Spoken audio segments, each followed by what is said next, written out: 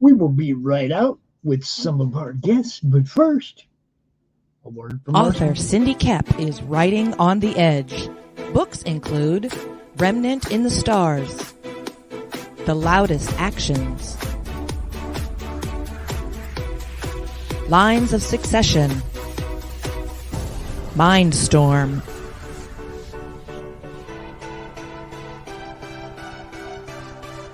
Condemned Courier, the Yerushalayim series, and Animal Eye. Find author Cindy Kep at CKOEPP.com today.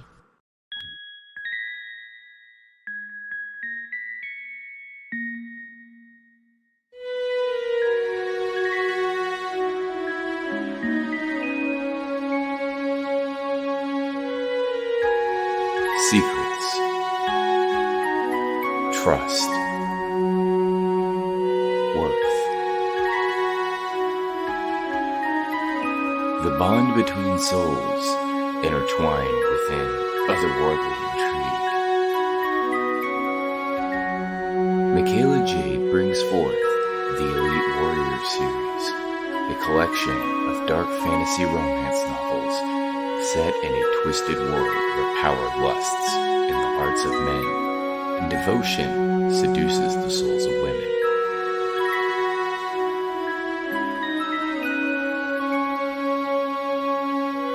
Warrior's Secret, Warrior's Trust, and Warrior's Worth. Available now at authormichaelajade.com.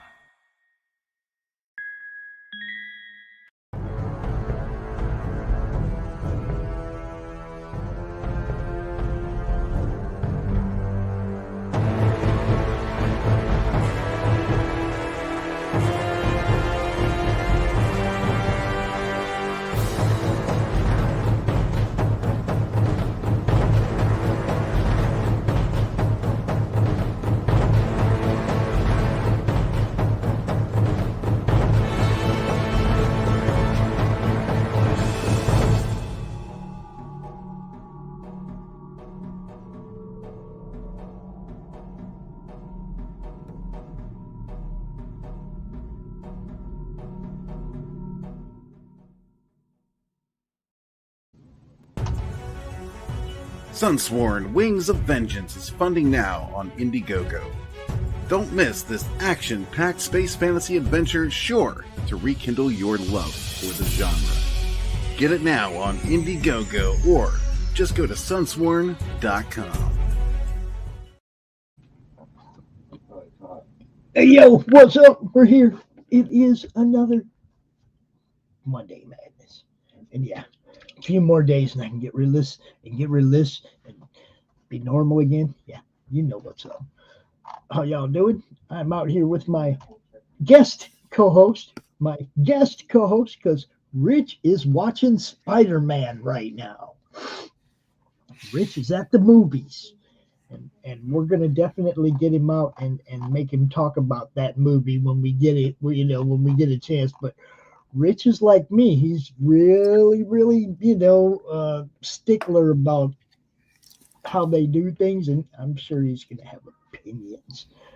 How you doing, Doc? I'm great, Pops. It's good to see you, buddy. Another day, man. Another day. Hail the chat. Good to see everybody. Do we have anybody? That's a good question. I can't tell by looking at my screen. I do not see much. I do not All see right. much. But we just The kick coast it is off. clear. We can get up to shenanigans. Yes, go ahead. Anything you want to get off your chest? What's up, Stephen Brown? Hey, Stephen. Good to see you, buddy. Mark Middleton. I sent you the link on Twitter. Twitter. You have a link over here. I'm gonna shoot a link into chat for my sign up for Pariah Blood and Mud. Yeah, while we're waiting for Ginge, why don't you go ahead and tell everybody a little bit about that?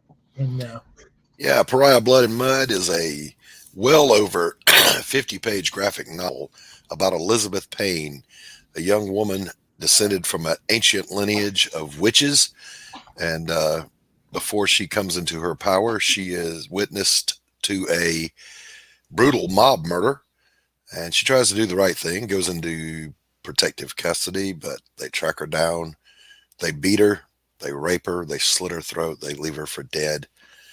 They should have made sure, because now she's back and she's after revenge.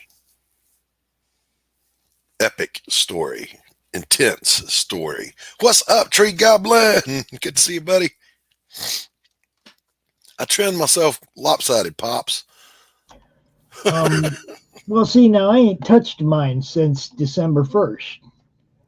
I wanted to see how much Santa beard I could grow between the 1st and the 25th. Right. Me, I'm crooked. not bad for about 20 days.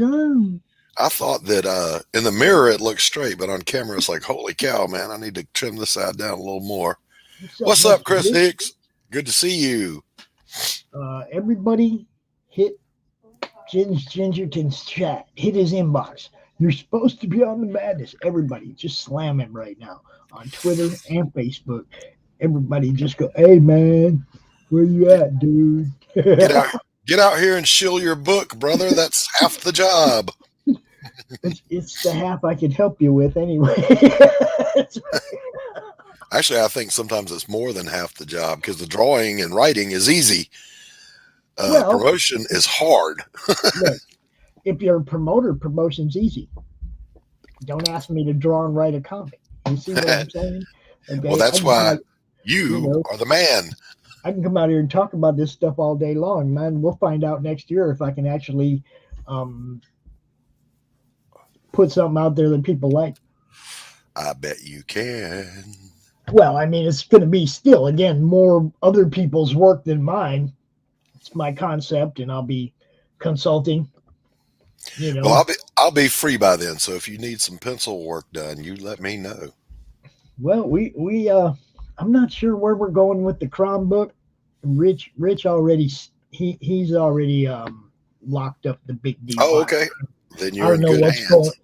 He don't even talk to me about it, but he keeps bringing it up. So I know he's 100% down for that. So, Stephen Brown Art says Crips and Legends now has 12 hours left till it goes in demand. Get on over there to Indiegogo and sign up for Crips and Legends by Stephen Brown. Oh, just go back it now. Don't wait till it's in demand. Yeah, absolutely. Back it now. I thought I said that. I screwed up. I'm sure once it goes in demand, there's stuff that you're not going to be able to get that you could get with the campaign. So heads up, right. Last 12 hours of the campaign. Go Don't grab miss all out. the extra goodies. Don't miss out on those perks. Where the hell are you? Man, it's like all three of my guests for today that I had booked for today, and two of them let me know they weren't going to be here, and one of them ain't even said nothing, just ain't showing up. What the fuck? Man,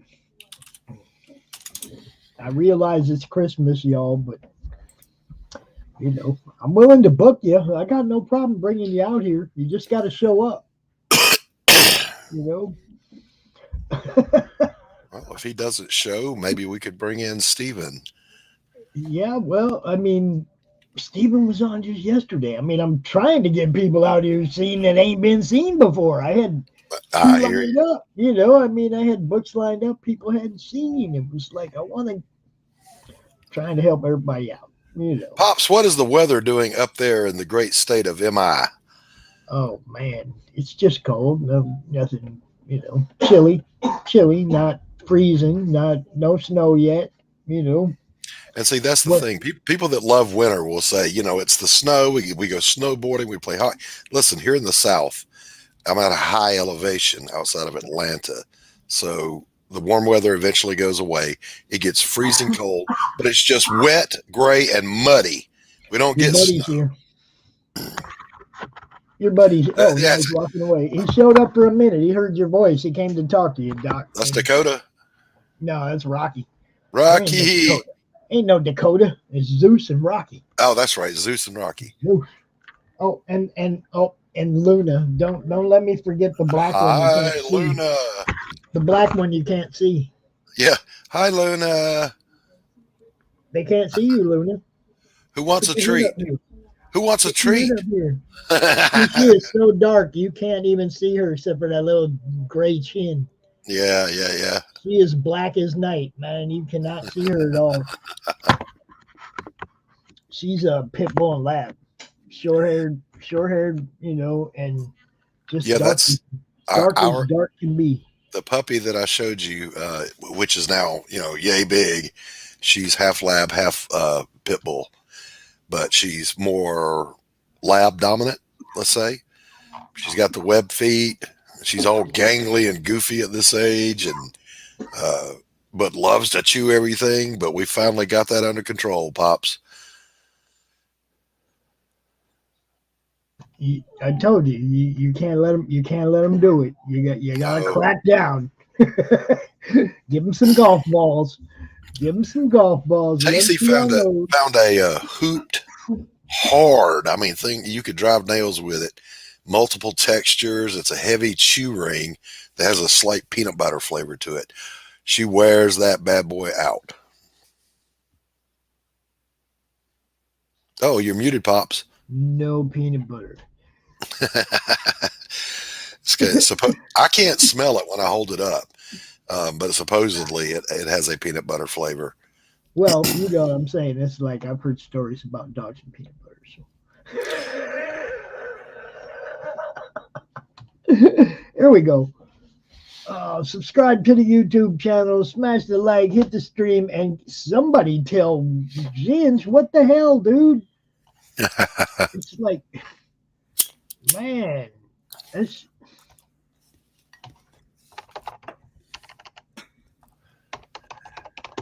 Chat, how are you guys today? Drop us some comments. What's going on in your world on this countdown to Christmas? What's it all about? What's going on with you? Well, I do have big plans for Christmas Day, you know. Yes, I do know. We have the giant unboxing, the unboxing challenge, the great unboxing challenge, which I've done really good. I haven't opened anything this month yet. I have 5. My cheese bro says I'm busy AF. Good. That can only mean you're making money. So I hope you're real busy is either making money or doing what's got to be done. Either way, rock on. Getting it done. So yeah, for those of you who missed the draw stream yesterday. That was fun. Yeah, look at there. Look, I even put him in a little frame. That's outstanding, Pops. I was going to tell you, I was on a roll. I had 6 pages in a row that I was just perfectly pleased with. And then I was looking back at a page I had done a couple of weeks ago. And it wasn't up to my standard. You know, my new saying, good enough is not good enough. Yeah. So this one was just barely good enough, and I was going to redraw it. So panel 1, I redraw it, and it looks amazing. I started inking it, and I screwed it up. I'm like, so now I got to draw it a 3rd time.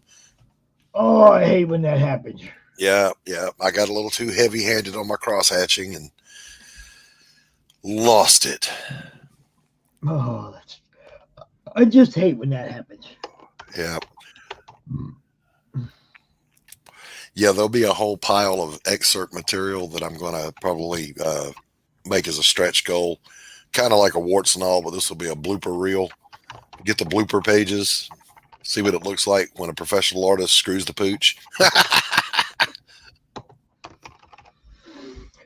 Oh, okay. I just blasted him on Twitter. I just put him on blast on Twitter. Mark, where are you?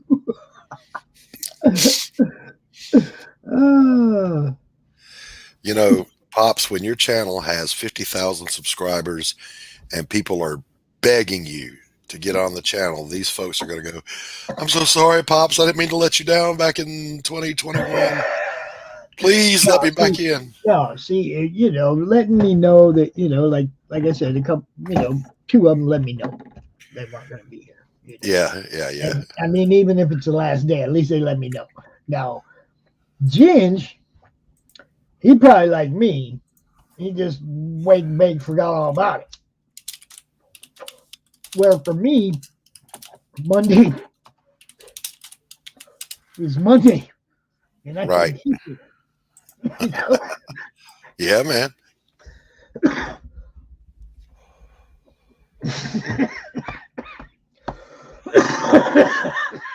Easy, buddy. Easy. Yeah. Uh-huh. Mine's better than yours.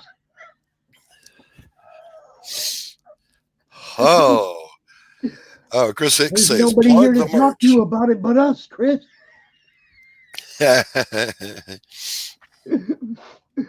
All right. If you check the replay, if you come in later, we do have the merch. We do have the merch store up. It is, it's set up right now. And no more password to gain entry or none of that. Let me go find the link real quick. Okay, here it is. Now you just go in there. Just go right to the store. You can look at all the stuff they have. You can type Madness in the keyword search and it'll take you right to Madness stuff. And it's, there's some other cool stuff in there. Let me see. I don't know if any of y'all have seen these or not, but we have this special line of stuff. And I want to give a big shout out to our awesome model and first customer of these, Mrs. Good Stuff. Coming out with the F. Danny hat. Yeah. Look, Danny. You know what's up. Get that little puppet. I don't even know who Danny is, but God bless him. Oh, look. Danny is a little puppet. Danny is a little puppet that disavowed crack. Oh, F. Danny. He's trying to kill Mo Biggs. Uh-oh. We'll have none of that. There's a hunt for Danny. I'm part of it. We're gonna find him. But you can get your F. Danny hat right here. You can also pick up your Madness coffee cups, hoodies, little Madness Comic Network Lips logo hats. We got all that shit, man. So, if you want to sport some Madness gear,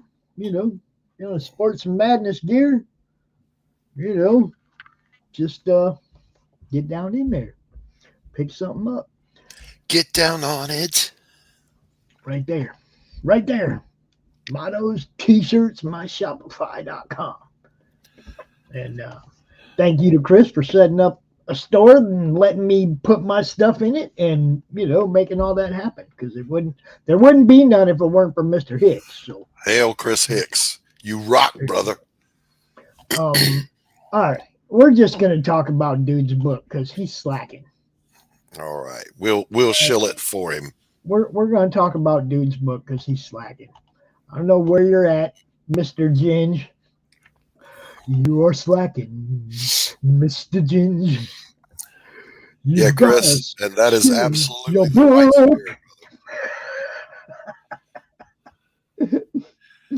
Uh-oh, Mighty Geek says you gotta come up with somebody for him to fight. You guys don't. Crom kind of is the bad guy here.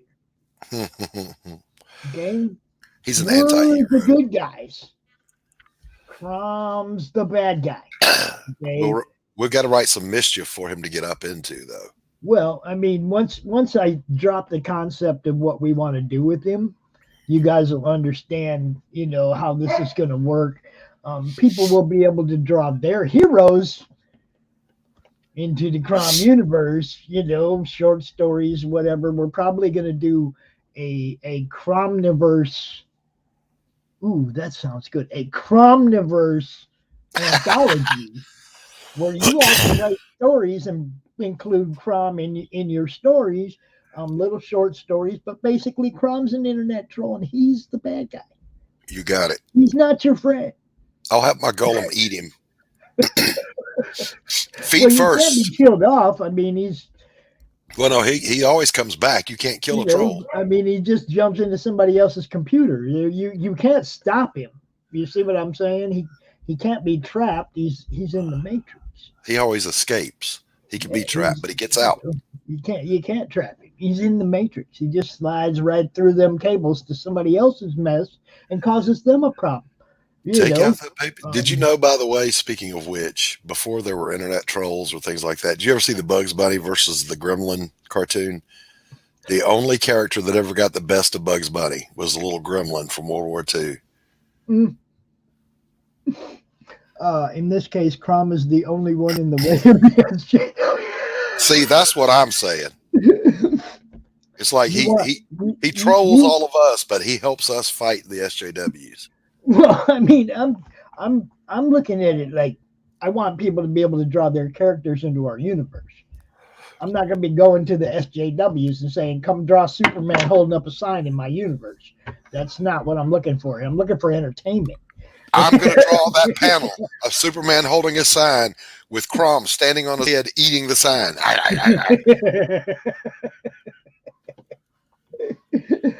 You know what I mean? It's like I want it to be entertaining. Yeah. I don't think much about that side of it is very entertaining. So, hey, Pops, let's watch this video for grave robbers, man. This I'm interested. Okay. What we have here is Mark Middleton's campaign. It's in demand. It's called Grave Robbers Welcome to Hell. He's got 165 backers at $7,740. The campaign closed at $53.93 with 123 backers back in January. So he's picked up another 42 backers, just leaving it in demand. Excuse me. So I emphasize that point, and 42 more backers, just leaving it in demand. Okay. Absolutely. Always a great plan. All right, I'm gonna play this thing. You be the judge.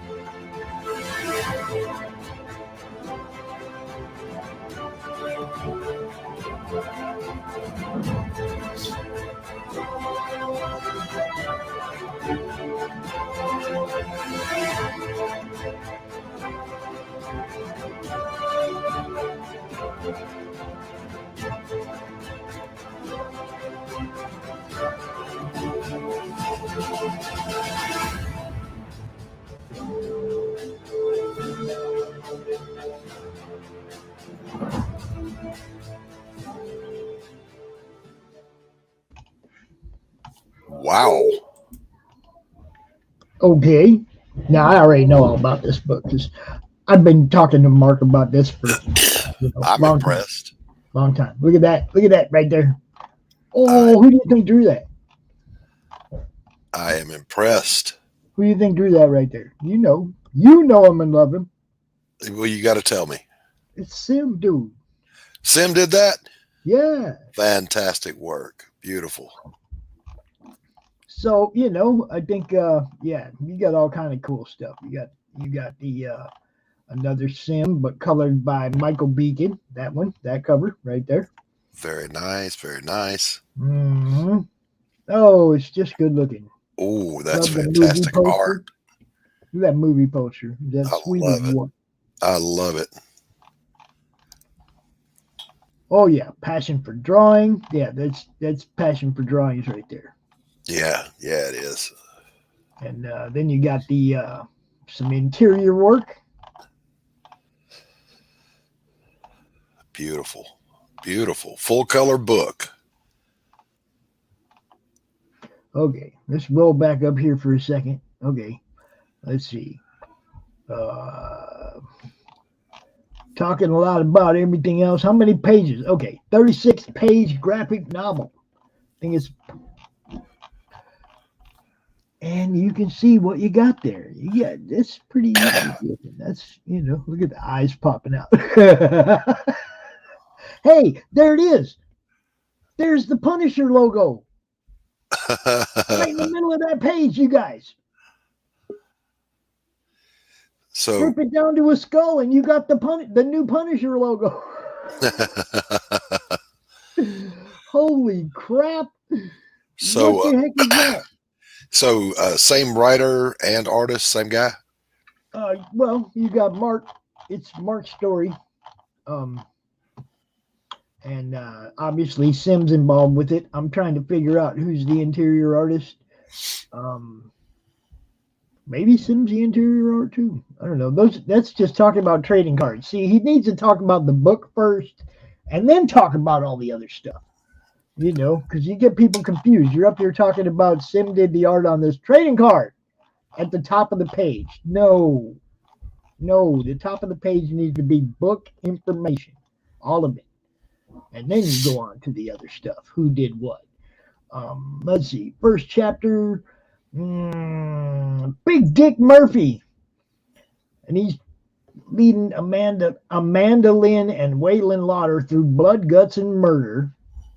All right. Again, we still don't know exactly who does the interior art. We see Passion for Drawing did a cover, and Sim did a couple covers. And now we see some interior art. It's written and lettered by Mark. Passion for Drawing did the interiors. Okay. And Eugene Batib did the colors on the interior. See, I had to go all the way down here to find out who did the interior on that. It should be up here. Way up here when we're talking about the book. The book. Then the extras. Then the trading cards, covers, who did what, all that. But talk about the book and the people who actually, did the work on the book, in the book. I'm not scolding you, Mark, but I'm just saying.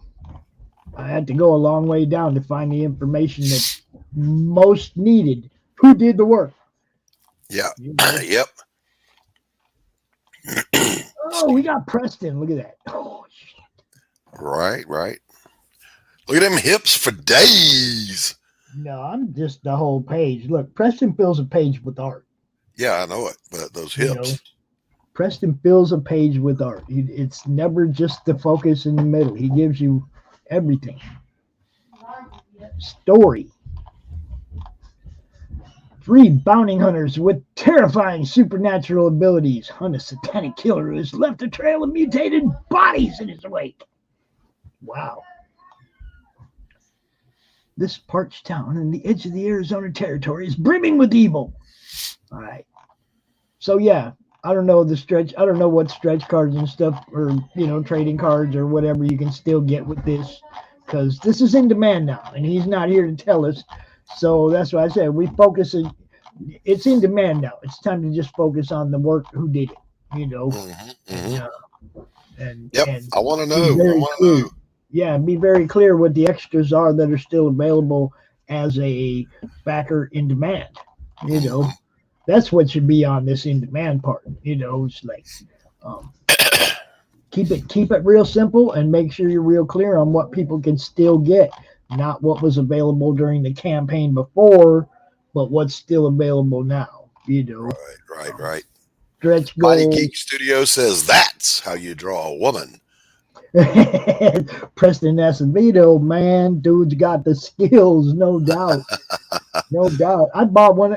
I backed a book with one of his covers because of the buzzards he drew. When a Because of the man buzzards, was a woman. right? So, you know, that tells you right there what's up. Dude's got the skills. Oh, So, yeah. Mark, I'm sorry you didn't make it out. We covered your book, man. But I would do a little, if you're going to leave that up in demand any longer, I would definitely switch that around a little bit. Focus on the book at the top and the trading cards and the who did the covers and stuff down at the bottom. Make sure everybody knows who did that work on the book right there at the top of the page, man. How many pages it is, who drew it, who lettered it, all that. I know you lettered it, but you know what I'm saying, man. Put that credit up at the top where Boogity, boogity. Put the first credit. thing people are looking for. Who did this art? Mm-hmm. You know, so just a thought. And we now get to move on, brother. We get to move on to somebody I only met just the other night on Indie Vault. It's the first time I ever encountered this man. And dude's got a solid looking book. So I'm going to bring him on out here. We have Mr. Marcus McNeal. I think you go by Marcus, right? Yeah, a little bit of both. DeAndre Marcus, whatever people fair to call me. It's all different depending on my socials. Mr. McNeal, how are you, sir? Hey, man, I'm doing great. I'm glad I could take a break from the day jig to jump on here with you guys. Good to see you again, Pops. Hey, it's good to see you too, man, for sure. Go ahead and introduce yourself. Let everybody know how they can find you first off, and then we'll jump into your book. Yeah, no problem. My name is DeAndre Marcus McNeal. I am a writer, editor, artist, and publisher over at odysseycomics.com. We actually just got started this year. Kind of made a lifelong dream come true, started my own comic book publishing company. We just successfully launched our first Kickstarter last month for a title called Nobody's Princess. Got funding for that one. Now we're in the middle of mine for Legend of Thundergar, which we've already successfully funded. We're just looking to build additional support from here. We're all about really independent, creator-owned comic books, trying to find people out there, whether they have experience or not, help them get the foot in their door in the industry and bring some really cool concepts to life. And that's what I've been doing.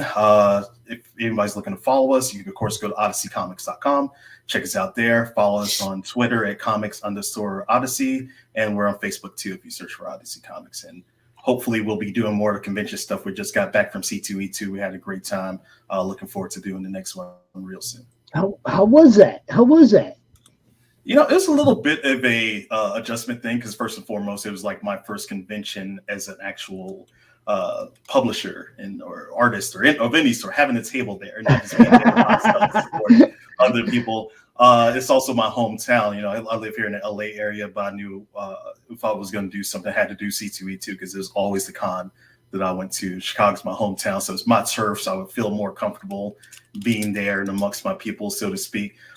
So it took a while to get into the groove, but I think once we found it, you know, it was a good experience. You know, of course, you were still in the COVID era, so the cons aren't quite back in full force yet. But you know, there's enough going around to where I feel like the smaller creators get a little bit more of a presence now. Some of the big draws no longer there at the cons for the time being.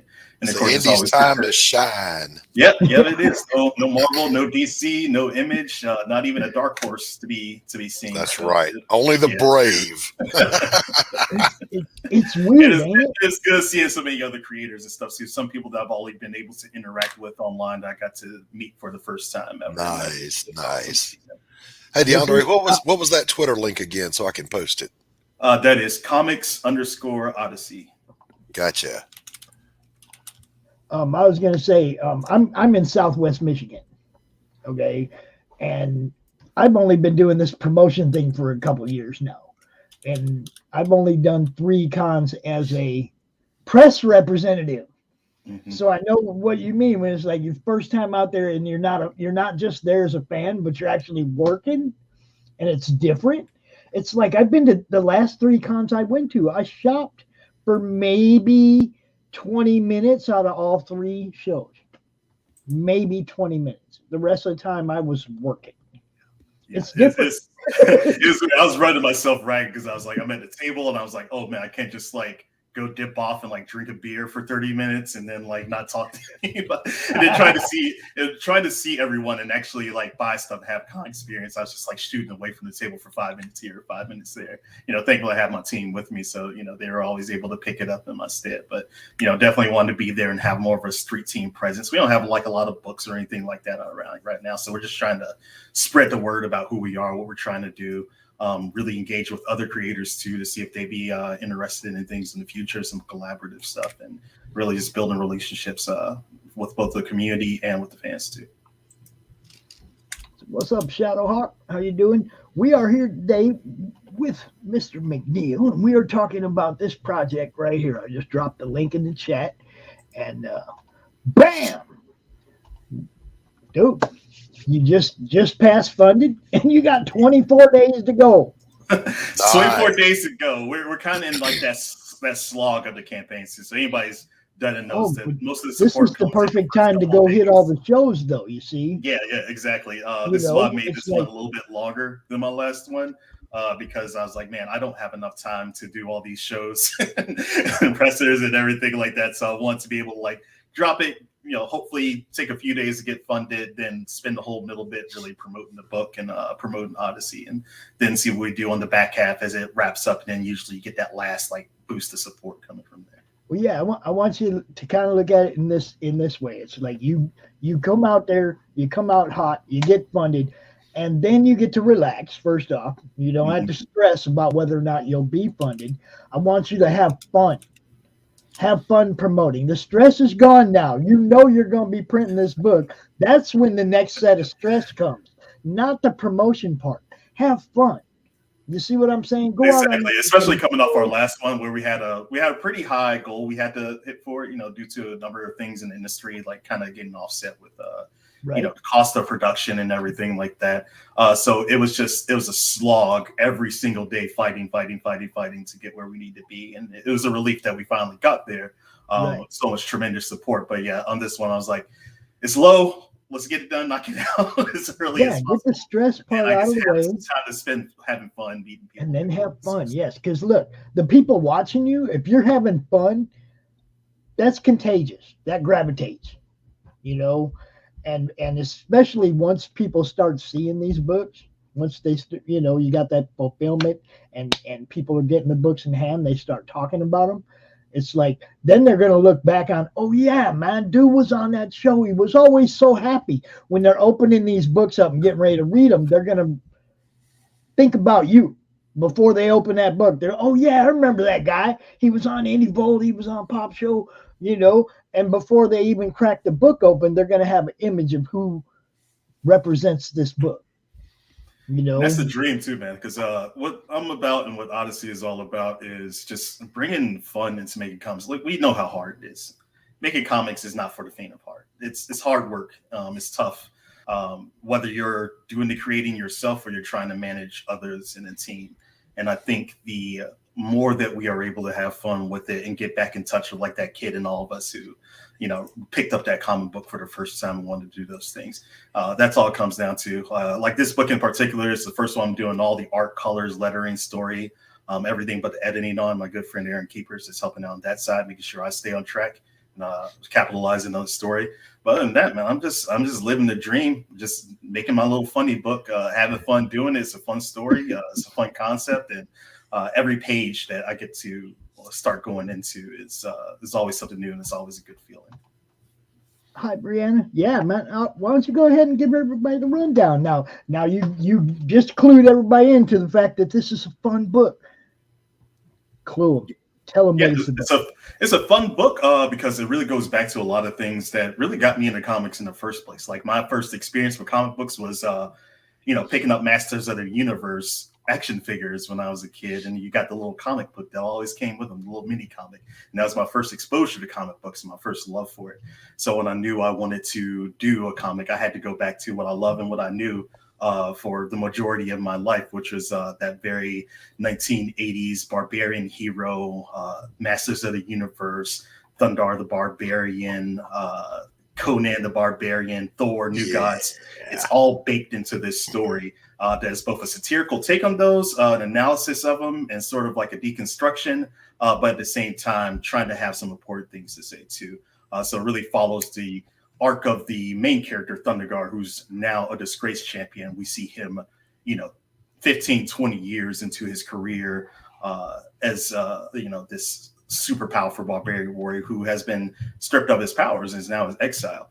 So the journey for some characters in the book and for the readers is going to be finding out what happened to this guy, how did he fall out of favor, and what led to his downfall, and really start charting his path to sort of reclaim the glory he once had. But it won't be easy. It's going to have a lot of challenges and a lot of surprises, and it's going to say a lot about the genre and that whole archetype of the character too. And sort of study, and I don't know, I have to make this tagline of some sort. I got to work into it somehow. He's a champion, but was he a hero? And what's the difference between the two? Right, exploring those things, having some fun doing it. It's going to have a lot of humor, a lot of heart, a shitload of action. So if anybody's into all those things, it's sort of this Masters of the Universe meets Venture Brothers a little bit, but take this a bit more seriously. So I'm hoping that would resonate with people out there. Nice. You're muted, Pops. Pops is back. Can hear him. Who's that guy remind you of, Doc? When I look at this, I see everything he just said. I see Thor, I see Thundar the Barbarian, and I loved me some Thundar, but also what was the guy from the Herculoids? I can't remember his name. Yeah, you remember him though, right? Yeah, I remember all those kind of barbarian cartoons. Yeah, too. There's a lot of cameos in this book too. There's a lot of the lead that I'm burying here because I don't want to spoil too much. It's hard to talk too extensively about the book without going into spoilers. So people are just gonna have to believe me. You can tease us just a little. Come on, just a little bit. But as you go through, you start to see like some of the characters in the book that like they have like very familiar sort of like a master control program. Yeah. It's a story that is actually kind of like told into 3 parts almost. You see things from like Thunderguard's perspective, the villain's perspective, and also a new character's perspective. And the story almost goes into a sort of trinity, sort of triad structure where it revolves around all 3 of these characters and basically what they're about and how who they are is causing all these issues and how they eventually get reconciled. And a lot of surprises come into how they cross over and, exchange and share in a lot of things, with each other, both in good and bad. Let me ask you a question. When you say he fell out of favor, jump in, Doc. I got to jump in real quick because Thunderguard is the hyper masculine champion, and I say this not toxic masculine. He's hyper masculine. Y'all got that stuff wrong. We're not toxic. We're just hyper. So DeAndre, thank you for clarifying that for us. That's right. McNeal. When Thunderguard fell out of favor, who did he fall out of favor with? Because I know it wasn't the cancel culture trying to tell him he was too masculine. No, it becomes one of those things where his favor, he fell out with the kingdom he was with. It's kind of it's kind of a tough look at, okay, you have a big bat, you deal with it. What happens when the Batman kills the Joker? What happens if Superman kills Lex Luthor? Who becomes the next guy? How does he go about when you don't have that constant revolving struggle of, that big evil villain that you're fighting? You go looking for the next guy. And what sort of slippery slope did that lead you coming down to? And I think I'm careful in this story, and it deals a lot with like the concepts of violence and war and trauma, PTSD, which is something that the main character Thunderguard suffers a lot from the things that he's done, and having to have had all these battles and wars and things like that for 15 years of his life. And it even has a little bit of commentary about sort of soldiers and sort of what they go through following events of war and have to go back to a normal life and reacclimate themselves with what being a civilian means, everything like that, and whether they can fully embrace it or whether or not they can. And that's something that I've also had discussions with friends of mine who are veterans and things like that, to try to get like a realistic look at it. The thing I'm trying to be important about this story is not damning any particular character or particular means at all, but it's having a really, really honest like conversation about like what is going on, who's right, who's wrong, who's a hero, who's a villain, and the different perspectives that comes into play and the experiences those people had to why they are that way. And the answer to that is a surprise that I hope a lot of people will get when the book wraps up. Very nice. The sorcerer guardian here. Okay. Yes. I've been called the comics Gandalf. I understand his position. Okay. You know, he has to protect the kingdom. I get it. Right. Who's the one that he has to worry about the most? I think the thing that he has to worry about the most is really himself. His title comes with a lot of burden, a lot of responsibility, and some of that he may have squandered depending on how he was doing things in the past. So a lot of him is having to reconcile, you know, what happened to Thundergar, how much he takes responsibility for what happened, and really what that means for him for the future and the future of the whole kingdom that he's sworn to protect. It's not an easy thing for him to deal with, and really, honestly, the whole story hinges on the resolution and decision that he eventually comes to, and how that informs all the events carrying forward. And Xander's like Rudy, huh? Yeah, Xander's he's just a plucky ginger who's just trying to do his best to live up to the promise of what he is as an apprentice to Zatar, and also what he has come to understand of Thundergar. He's like me. His enthusiasm is much better than his talent. I get it. Yeah, I love that blurb at the bottom. Xander isn't naturally adept at magic, and Zatar would have long replaced him if anyone else was willing to volunteer. Yes. So he's like, well, I'm stuck with this kid. So I love the relationship between these two characters. A lot of it really builds into what they have going on, and Xander's kind of like the entry point for the audience. He's the fresh face that is unraveling the mystery of everything that happened to right there alongside with the audience, and how he reacts to it. A lot of the comedy of the story comes from him, and when he finally comes across Thundergar and the adventures that they actually go on together and how they have to do things, it's going to be great. And this dude, I get this dude too. Okay, it's just I want to say, geez, how should I word this? Doing the wrong thing for the right reasons. He really is. Varellis is a character that he's probably personally my favorite character of the whole book. A lot of the comedy also comes from him too, and really just how he is as a character. He's the son.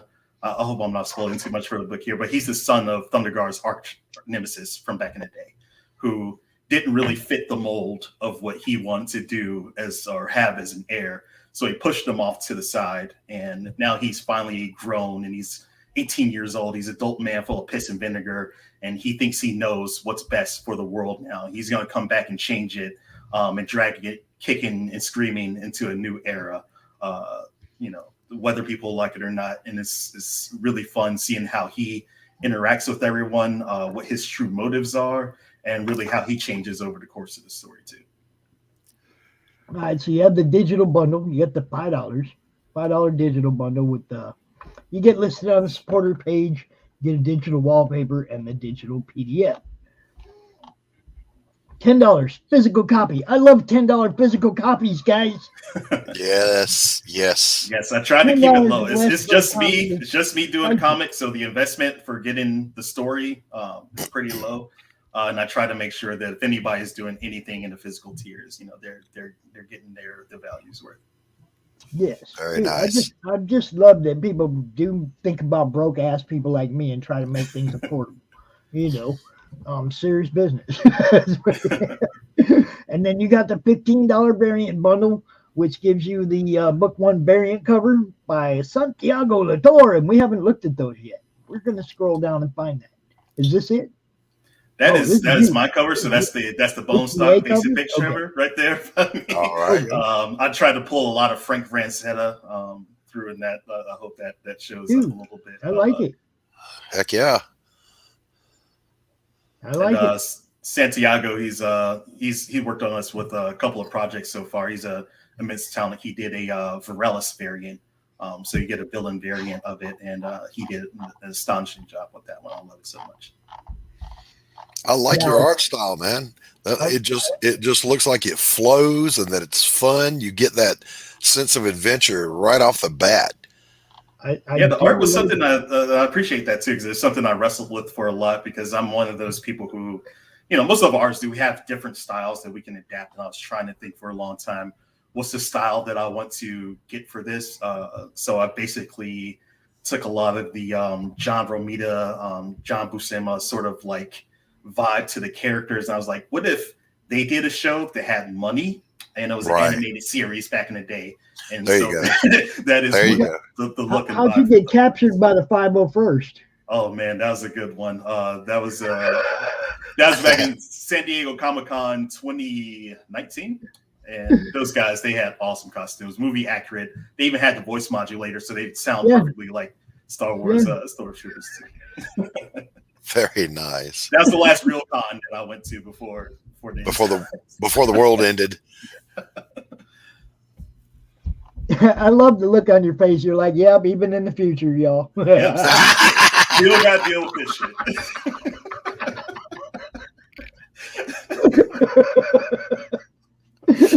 America, you gotta love it. Even the damn empire. Now, who is this? She's your editor?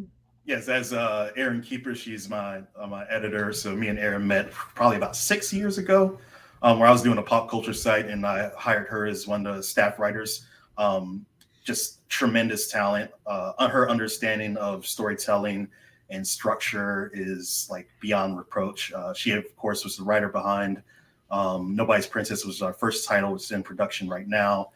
So she gave me my first win with Odyssey. And I knew when I wanted to do my own book, I had to go back to her, because me and her are always bouncing ideas off of each other. I know she can look over the script and she can come back to me with suggestions that are going to be quality. She understands what I'm going for and what my needs are as far as an artist and a writer and what I need to communicate. So a lot of good ideas came from her on this project. And I think every single suggestion she gave me, I took it to heart. This is what I was going to say. You need to tell her about the madness. Yeah. Invite her to join the group, because, look, I'm a huge advocate for everybody to have an editor. Okay? Yes, I want you guys putting out the best possible product. And that don't come without another set of eyes, just like you just explained. Somebody throwing ideas at you, somebody that you isn't your yes man.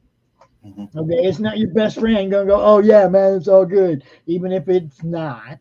Right. You know what I mean?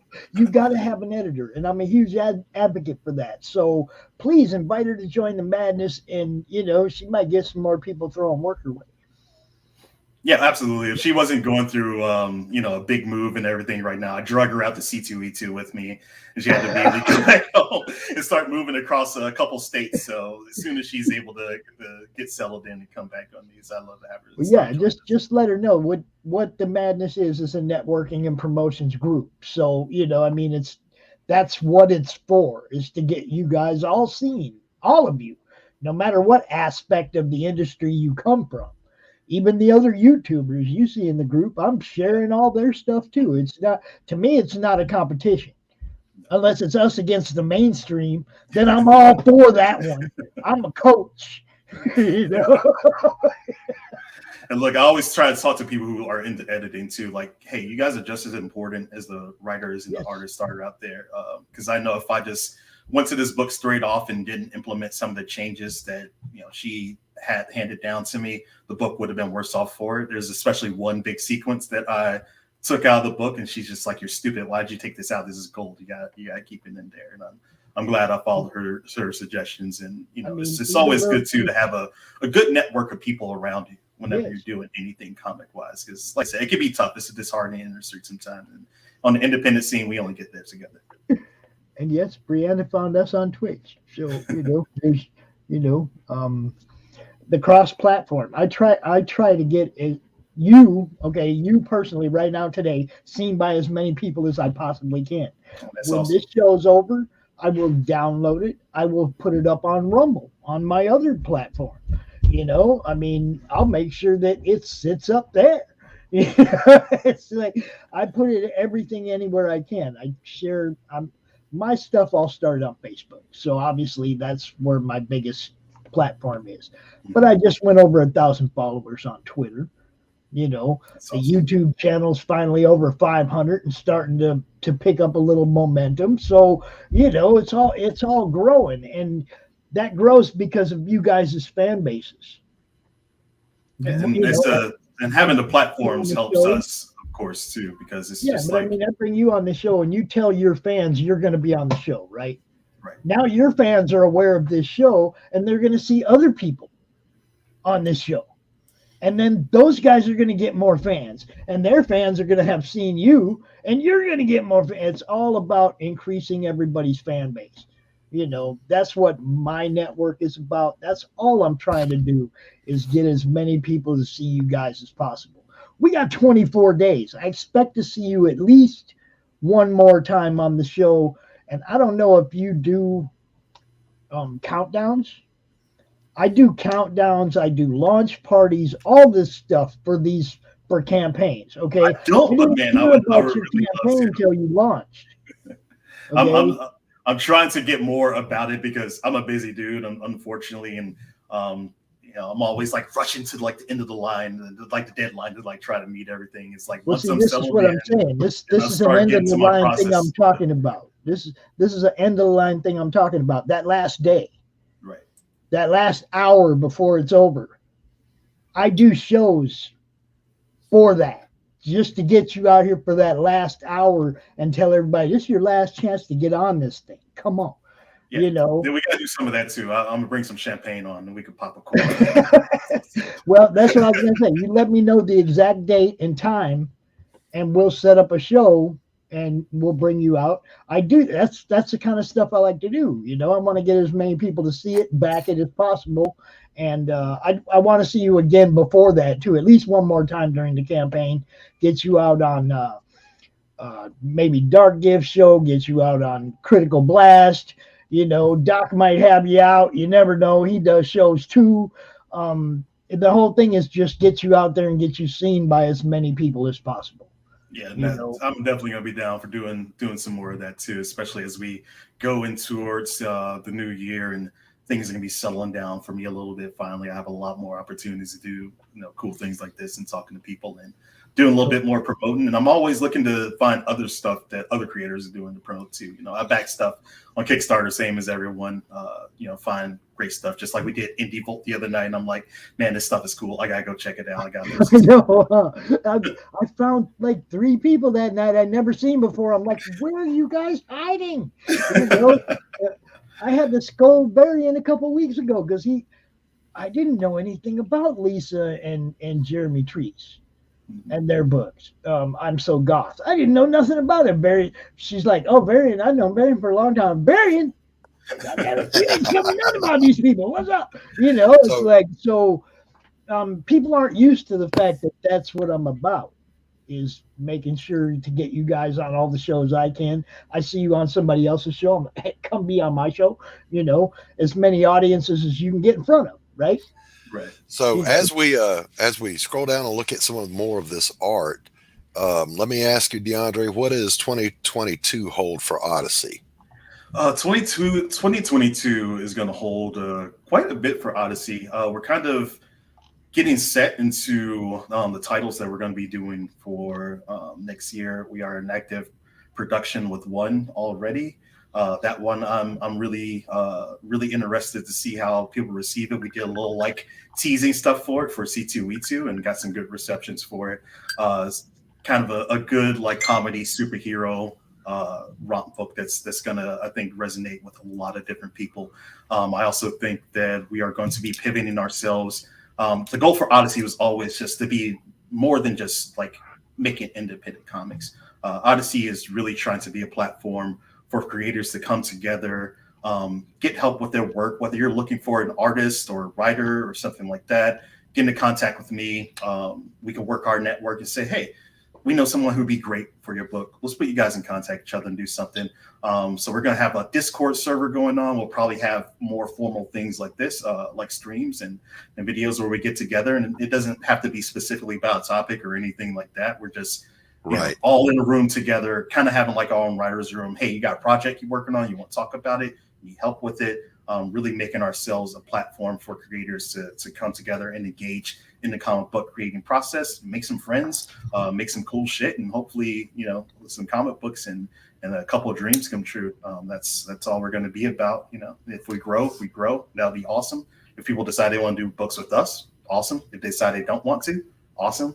If they just want to use us as a resource for, sort of spitballing ideas around and developing things, that's going to be awesome too. I had to bring in our buddy WSQ here because he's kind of one of our campaign gurus. Hey guys, how's it going? What's up? I wanted to make one suggestion on this campaign before you let it get too far in. Go set up a retail tier. Mm-hmm. That's one of the copies at a discount. So that the retailers can still maybe make a little money, but they put it on their store shelf. Yeah, that one I was bouncing around for a bit. I had one for the last Kickstarter we did. I don't think anyone pitched in for that particular tier, but it's also something I was considering for this one too. So the thing about that is to reach out to the shops and build tiers that are in line with what you're seeing. So for example, we've got 23 different stores that carry Sonoma products directly from us, and then another 8 that carry through Comics Mainstream.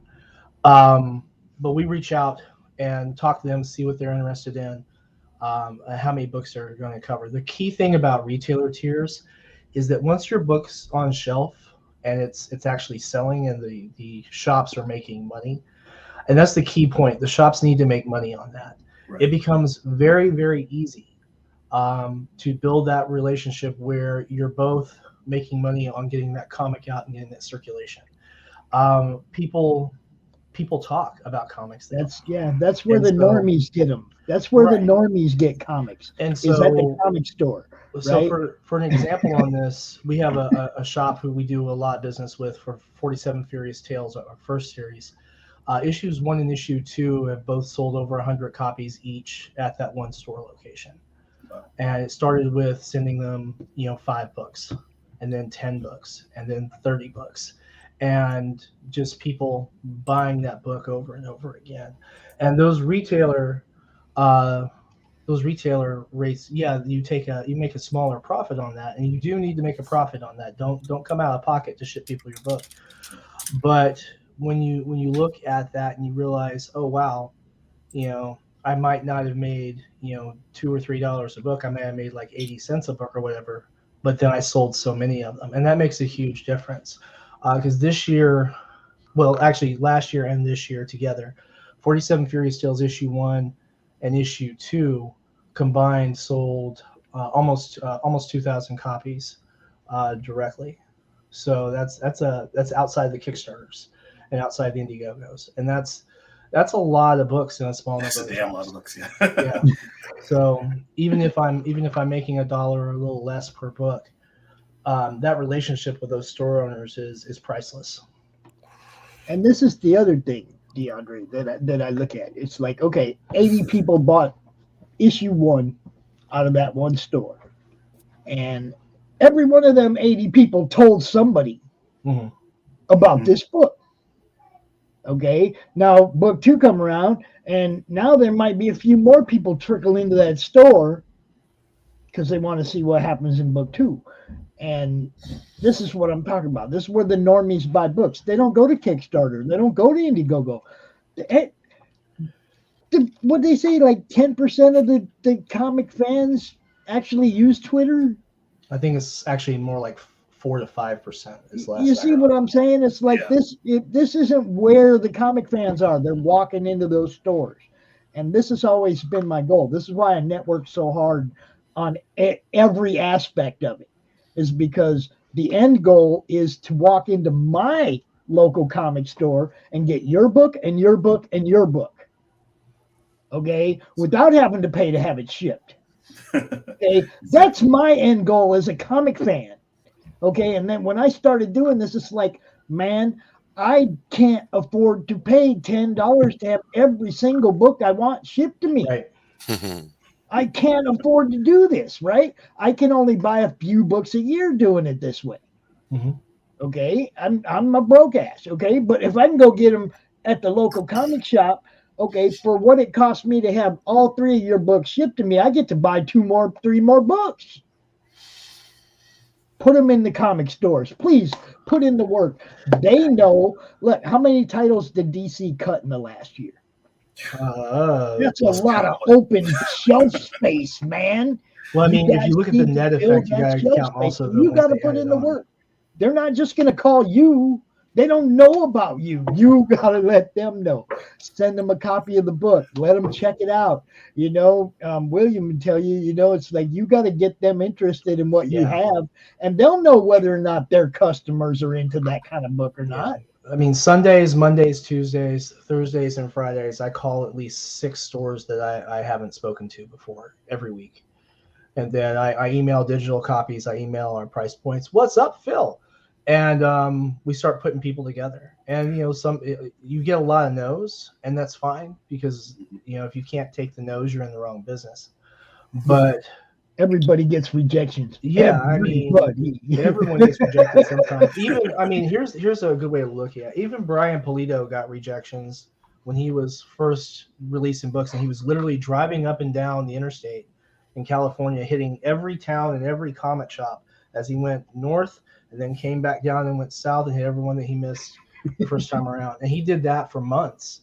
And look where he is now. I mean, it's a lot of legwork, but I mean, it definitely pays. Well, these guys are the marketing guys. I'm just a low-life artist, DeAndre. But I'm going to say this. If I walked in a shop and I saw your book, I would pick it up. That's a good-looking book. Yeah, that's a good thing, too. And the retail is also something that we're paying towards, because my secret weapon, of course, is that I'm an e-commerce analyst, and a good one, too. And I manage about $20 million of retail sales through Amazon. Nice. Per year. So having that knowledge of e-commerce and everything is going to give Odyssey the additional buffer once we get our books to where they need to be, and have a good pipeline going through to really get out and get into the e-commerce space. I want to get into the retail space, brick and mortar too, because I'm of that same mode that you were saying, Pops. Like the day I could go into a comic book shop and see something from Odyssey sitting on the shelves, like that's going to be like, dude, that's gonna be a moment right there. You know, that's when the angels are gonna sing and the lights are gonna open up and everything. So that's what I mean. I want to go in there and see all 3 of you guys. I want to be able to get 47 Furious Tales.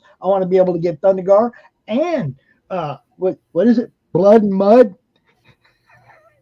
Pariah. Right? It's Pariah. He finally got it right. Pariah, Blood and Mud. Yeah, Doc's book is Pariah.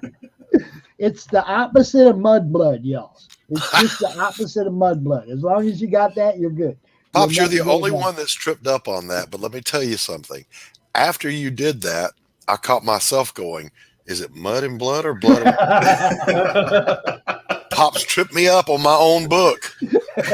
That'll happen, especially if you do like dozens and dozens of appearances, you know, being on 1 or 2 shows every day for 30 days, and you're like, wait, what's my book again? Especially when you've got more than one book out, and you're like, we're doing 47. No, we're not doing 47. We're doing Cliff Notes, brother. I keep Cliff Notes right here. We're doing Reign of Ages, yeah. And that, like this one right here too. That's really, dude. Yeah.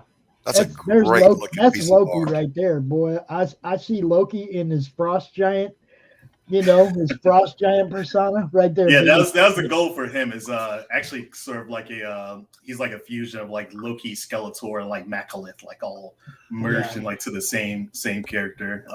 Santiago, who did that cover. He's so good, man. He's one of those artists I can just say, here's a character, come up with something that fits the vibe for it, and he just gives me back gold. And I'm here to tell you you nailed it. He handed you gold. That is a fantastic cover.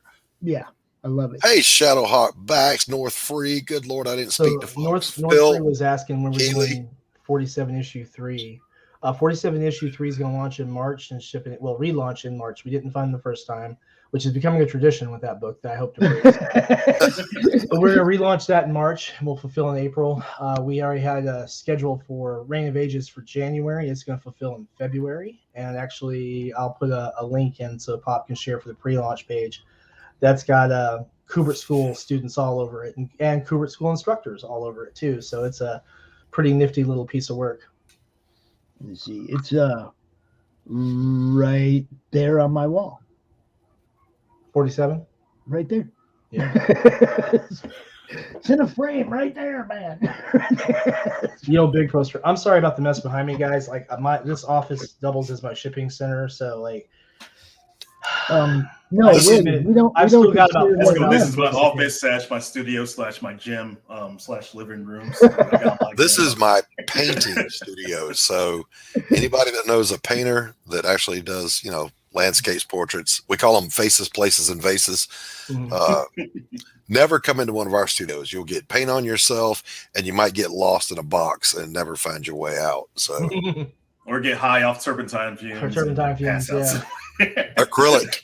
I can't take the fumes. That's one of the reasons I got out of oils. Like, yeah, I'm getting a little bit lightheaded every time I work. Yeah, same here. I switched to acrylics it's been a while since I've painted anything, but I knew me and oils, that was not going to be a relationship that worked out long term.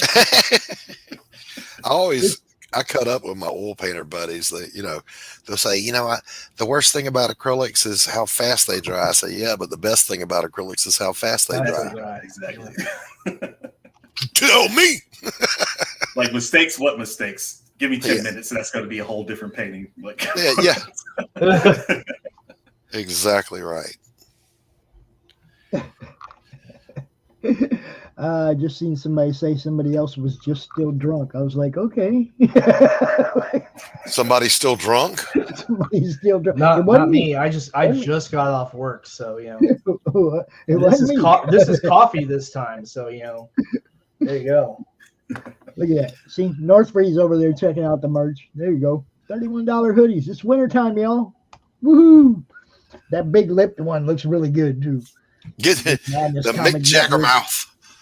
No, it's no tongue. It's just a big smile. No, I'm just saying, when I look at it, I see Mick Jagger. That's Mick Jagger's mouth. He's talking about CromCon. He's happy about CromCon. That's right. So, that's right. Check this one out, you guys.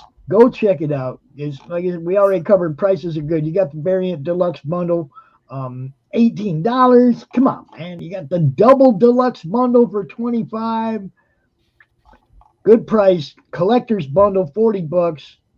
And I'm telling everybody now, I haven't seen a lot of people bite on the deluxe collector's bundle that includes the t-shirt. I didn't even have Thunderguard t-shirts at the con. I just had our normal Odyssey Comics t-shirts at the con, and people went apeshit for these things, and I sold out of them almost. Really? We spared no expense when it comes to making the solid t-shirt. They feel good. They are soft. The artwork I try to keep really nice, really clean, really crisp. So if you haven't supported that one yet, that's one that you won't want to miss out on, because once those t-shirts come out, they're going to be small batches. They're not going to be. We'll have them probably on the shop at Odyssey.com, but aside from that, man, they're going to be hard to get a hold of. Yep. Well, I was just checking that out too. It's you got a good deal on that character likeness bundle. We have some friends like Chris Evans at the Morning Roast that just loves to be drawn into books. I mean, that's he loves to be killed off. Yeah. he needs to come to Thunderguard too, because the unfortunate thing is that I need a lot of cannon fodder for this book. Oh, so see, if you get the character like this, by all means, you're probably going to get murdered in some spectacular fashion. But I love it. He has a show on YouTube as well called The Morning Roast with Simon Poitier, who is also an artist from Into the Natverse and Blood Hunt. And you got to go on their show and tell Chris that he can be drawn into your book and killed off for the mere price of $175. Yep. You know, And also, I do something that not a lot of people are doing for some of these character likeness tiers. I will give you a print of your character that you put in. So you're not just going to be in the comic book. You're going to have something you can frame on your wall. There you go. It That's a value, folks. That's a value. You know, not only are you immortalized in your final moments, dying horribly, you get to hang it on the wall for all eternity. Exactly. Yep. If anybody's watching, somebody tell Chris right now, get up in here. He can be drawn dead again. Which Chris? But Chris Evans from the Oh, yeah. Yep. Yeah. Good dude. He's like my nephew. Oh, He's is gonna he? look just like this when he gets old, y'all. He's gonna look just like this. Poor Bless guy. his heart. Bless his heart. Why do you do that, man? What can I tell you? It's just the way it is, man. He looks like me when I was young. He's gonna be looking like this when he gets old. I don't know, man. He's a young pops. What can I tell you? Okay, let's see. Well, you now. know what the reward for getting old is? You know, getting old. That's the reward for getting old. I'm feeling that, man. So this one looks exceptionally well. You guys go check it out. I'll be leaving this up on the replay until Saturday. I'll be leaving this up as the featured video on the YouTube channel until Saturday. So, you know, if you're watching this on the replay, there's plenty of time left on it. Go check it out. Back it. Absolutely. It looks fun, man. It reminds me of the cartoons from back in the day, you know. Yeah. How many pages is this? Yeah, people. How many pages you said? Yeah, how many pages is this? It's going to be a 32-page comic. Nice. Each issue is 32 pages. It's going to be a 9-part story in total. And what's the turnaround on that 32 pages? So, like, if I go get issue 1, how long I got to wait for issue 2? Turnaround's going to be relatively quick because I got my timing down pretty well. So if you scroll down, you see the print that I have available. That's going to come at certain tiers of it. I think it's like the first image that pops up. That's about 4 hours of work for me. Nice. So my turnaround has gotten like a lot quicker, but it's also because this is stuff that's lived in my head for 2-3 years now. I'm finally like getting out and getting together. So I'm hope to just basically bam, they're all gonna be coming back to back. Fantastic. So hopefully with the next one that we do, we won't just be doing issue by issue Kickstarters. Next one's going to be for 2 and 3, and then for 3 and 4, then for nice. That's the way you do it. Yes, this one is just going to be like the taste. So I really think if this story sounds like something you'd be into, jump on now. Listen, it really starts getting into it like around issue 3 or so. DeAndre's on the playground and yo, man, you want some comics? First taste always free, my brother. Give you a little taste. The really nice part about that too is that you're saving your backers a lot of money on shipping by combining multiple books. Yeah. That makes a huge difference on the financials. Yeah, and I'm hoping to, since I have a corporate shipping account, when the actual charges start coming through, we're going to be able to beat a lot of what I was estimating and things like that. I just want to be realistic because unfortunately those prices are changing all the time. But I think having a corporate account now is really going to help us keep shipping at an absolute, minimum to all of our backers. And I don't think delivery is for quick. I don't think we have any U.S. He's got shipping kidneys increases until May. I don't think. So we should be good for the next few months on that. That's one of the things William wanted to talk about was possible ways to cut corners on shipping for some people. Should we cut your costs? Yeah, cut your costs. You don't want to really cut corners. But I don't mean cut corners like we're not going to have the books protected. I mean cut costs. Yeah. I mean, get your corporate account or use a service that actually helps reduce your costs out of hand. Pirate Ship is pretty good. I use stamps.com. They've been pretty good. I like Stamps because I can use multiple different shipping types. So if I have to ship, a good example is this. There's a store chain on the East Coast that has 6 stores and they carry 47. And we had to ship 300 books to them. If we did that for USPS, it would have cost us like $140. But instead we used UPS with the stamps.com account. It cost us $43. So, plus packaging and everything, but the actual postage and everything worked out really, really well. Brianna, yes, it would. Period. Yeah. So like if you go talk to Bob down at your local brick and mortar, and you say, hey, there's this great book called Thundergar. I'd like to get it. Thundergar. Meanwhile, DeAndre goes over to his campaign and makes a retailer tier minimum of 10. You got to get 10 books to fulfill. And your local guy does that for you. Boom, there's 10 sales. You get the book in your hand from your local brick and mortar. So yeah, it helps. And she lives in the Netherlands. So if you can get people over there to buy books, yeah, it really helps. Oh, the Netherlands. Yeah. Hey, I got to go refill my coffee and check on the wife. So DeAndre, if you're gone when I get back, which I'm not saying you should, I wish you all the best in 2022. You've got an amazing looking product. I love your vision, and I'll be keeping an eye on you, brother. Thanks, Doc. Hope to see you guys again real soon. I probably got a few more minutes I can hang around here, and I'm going to have to start calling in the dates here. All right. Yeah, one of the things, like I said, one of the things that William wanted to talk about was some of the different things going on with shipping, going on with costs, right, and stuff like that, because he does ship a lot of books, so I put a lot of stock in what he has to say. Right. You know what I mean? So international is a mess right now, obviously. You got to say hi to Sim. There's Sim right there. Hey, Sim, what's up? Sim, you got to have DeAndre on your show, man. He's got a drawn-in tier that I think works just fine for Chris. I'm just saying, you might want to hook up with him. 24 days left on this one, so there's plenty of time to make that happen. Good-looking book, Sim. It's a good-looking book. All right. Who did I interrupt, and you continue, please? Well, I was just saying that right now, of course, shipping is messed up everywhere in the world. If you have customers in Australia, for example, it is not quite impossible, but pretty damn difficult to get books to Australia right now.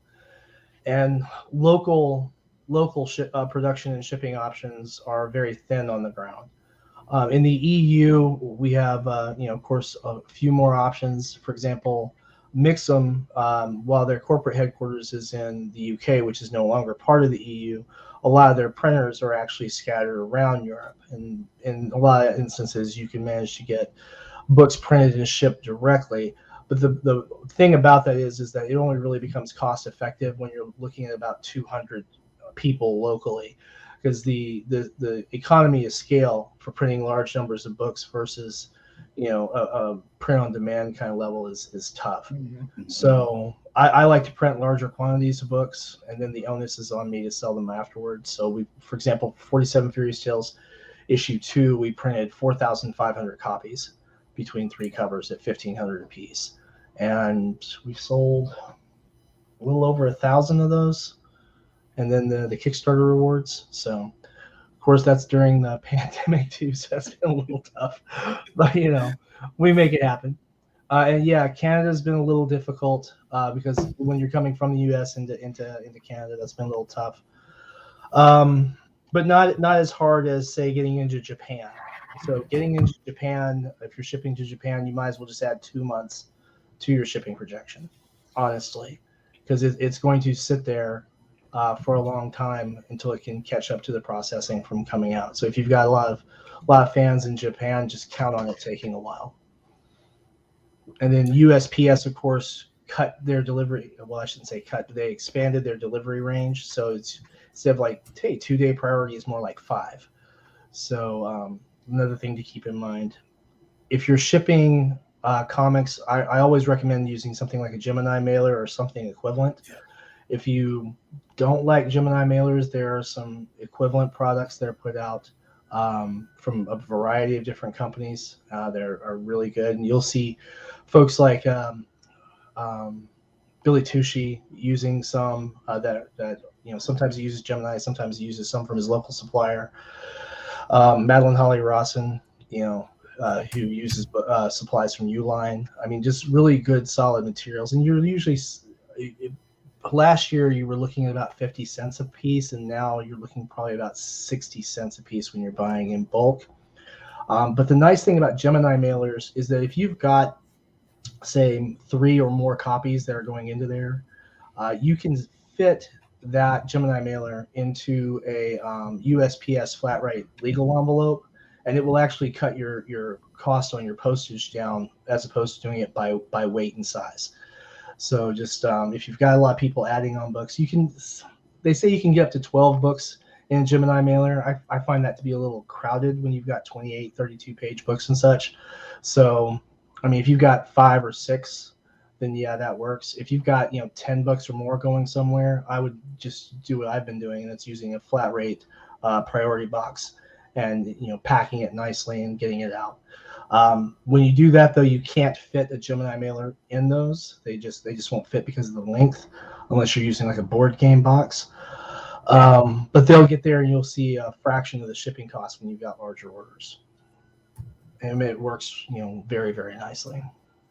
Yeah, and that's good advice. And anything logistically too, people can do. The more you're informed about those things, the better off that you're going to be being able to reduce your costs on logistics. And again, that's one of the things we'll be able to weaponize for Odyssey is thankfully my knowledge of, God, how many years now? 10 years in supply chain and logistics and fulfillment. So that's definitely something that we're going to be able a value we're going to be able to provide to the people that support us too. So I'm about to get out of here, guys. One last thing before I sign off. One thing I didn't touch on too much. Odyssey Comics as a publisher, really our thing is looking for talent and people who are interested in getting into comics or already have been into comics and just tired of dealing with the same old crap from publishers. We're a little bit different because we are always taking submissions, open submissions at odysseycomics.com 24/7 all the time. You will always get a response from me. Whether we decide to pick up the comic or not, I'll sit down with you, talk to what we liked, what we didn't like, and then see if we can build something, go from there, even if we don't decide to do it. The next comic book that we have coming up next year is actually something that a young man sent to me. All he had was outline and some rough character work, but I saw the potential in it. I said, we can spin this into gold. Let's talk, see if we can do some business, work it out, bounce it back and forth, and develop the idea. We've had some talent from Marvel, Disney's come help out, contribute to the book, building the feel for it, the idea up for it. So if I see the potential in the book, we will spare it nothing to make it the most idealized version of what it can be. And that's our honest as a publisher. And that's not something that a lot of people will do for you, or investments in time or money or anything like that. That's very true. That's the right kind of hustle. Yes, because that's the thing. We have to be a community, and we have to grow, and there has to be fresh blood coming in all the time. And then we see what happens in the industry when things start to get stale and stagnate and things like that. The more people we got coming in, the more successful we're all going to be long term. The more this whole thing keeps going away, and if Odyssey can contribute to that in our small way, that's what we're going to do. But with that said, I'm signing off for today, guys. I appreciate you so much. Make sure you need one favor though, Marcus. Make sure that you drop the link to this book in the Madness at least once a day throughout your whole campaign, man. Because as long as you put it where I see it, that's the first place I go in the morning. I go look in the Madness, see what's up. Everything I see, I'm liking, I'm sharing, I'm sending it out to Twitter, to other groups, whatever. But I gotta be better about that. So I have a fickle relationship with social media. I go to Facebook, and that's the only place I go. You see what I'm saying? For that very reason. Okay, DeAndre, I hear you, but remember that the people with money in their pockets, they might not have that same issue with social media. And DeAndre, but I feel you.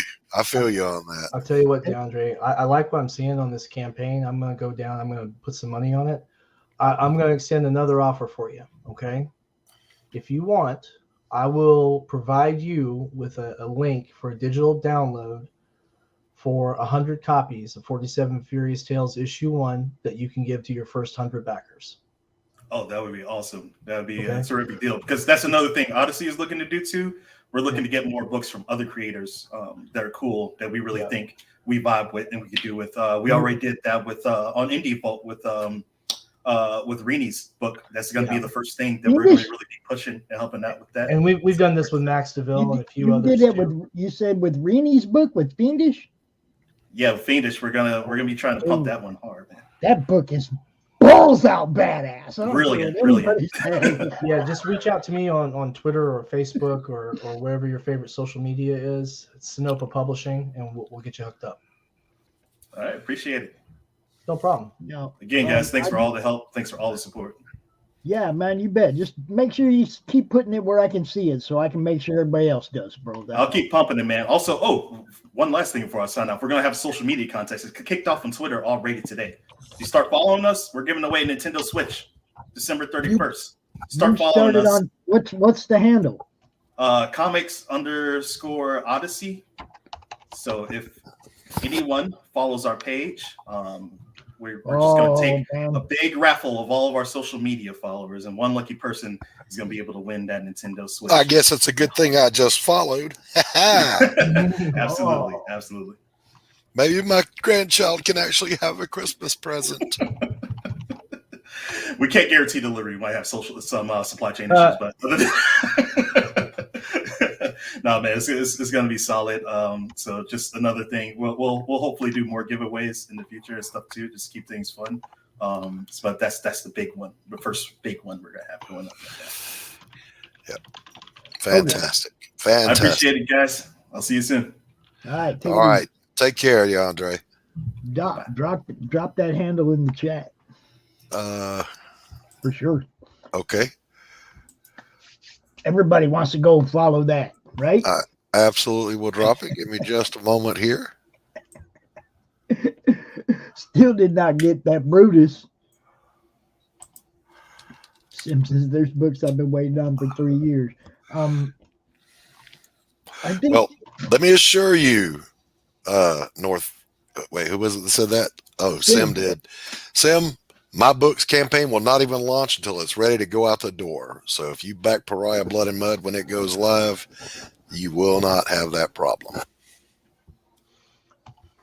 There you go, all. You can go follow dude. All right. Just back Thundergar. Fantastic. Nice. There we go. I think I've already backed Pariah. Mr. Pothier says, I've delivered on all campaigns. Good man. That's how you get a good rep for bringing your product across the finish line. Yep. We should have all line art finished on Reign of Ages by the end of this month. And then we'll be lettering during the campaign, fulfilling in February. So nice. Yep. Good to see you again, Sam. I hadn't seen you in a little bit. It's been a while. Yep. You've been busy, though. I have been busy. As a matter of fact, well, no, I'm not going to reveal that until I tell the people that have signed up for my mailing list, they get the updates first. So I'm going to keep that nugget to myself. Well, I'll give you a nugget here. So here's what we've been doing. We've got a bunch of RPG stuff in the works. We'll talk about that another time. But 2022, we're scheduled for 6 comic book releases right now. Very nice. With maybe another 2 on top of that, depending. So we've got Reign of Ages, issue 1, launching in January, fulfilling in February. 47 Furious Tales, issue 3, will relaunch in March, fulfill in April. And then Necroholic, which is a comic by Brian Lee about an alcoholic necromancer, and launching in May and fulfilling in June. And then in July, we go with Reign of Ages, issue 2, fulfilling in August. You get the pattern. And so we'll be rolling one after the other, getting everything done, getting everything out, printing, in the U.S., unless we have more shortages, and then we might have to print in Canada. But right now, we're still printing everything in the United States through Mixam. And yeah, I try to hold out hope that things are going to get better. Yep. So, guys, look what's around the corner. Definitely come on and sign on to get the notification on this. The madness, you guys know I fulfill every campaign. You guys have seen it. Mm-hmm. Look, So come on and I talk about you all the time, dude. I talk about you. I'm like, WSQ. He's the guy that comes on the show and packages and labels and ships it out the next day. Come on, guys. Go ahead and click notify me. It doesn't cost you anything. When it launches, come out day one. Check it out. If you like it, back it. If you don't, hit reminder and think about it until you decide otherwise. But this is a fantasy comic. It's co-created by myself and Nick Capone, who is a renowned colorist. He's a Kubert School instructor. He colors for who doesn't he color for? I think he's colored for every major comic company in the U.S. so far. Young guy, but incredibly gifted, highly skilled, real professional. Love his stuff. This is from the image here is from cover A by Icicle Senev, who's a Kubert grad and dear friend of our favorite lady, Alexia Veldhausen, who just absolutely crushed this cover. Absolutely gorgeous work on it. And you'll get to see the full thing when we launch the campaign. We're still dressing up the campaign page a little bit, so we're not ready to share that out yet. But it's 28 pages of story, black and white, done by Nick, and then Nick also has created our variant cover, which is a virgin cover of Raina. And I will actually take a moment and give you guys a little sneak peek of that. Let me get in here and go grab it first so that it's all ready and pretty looking.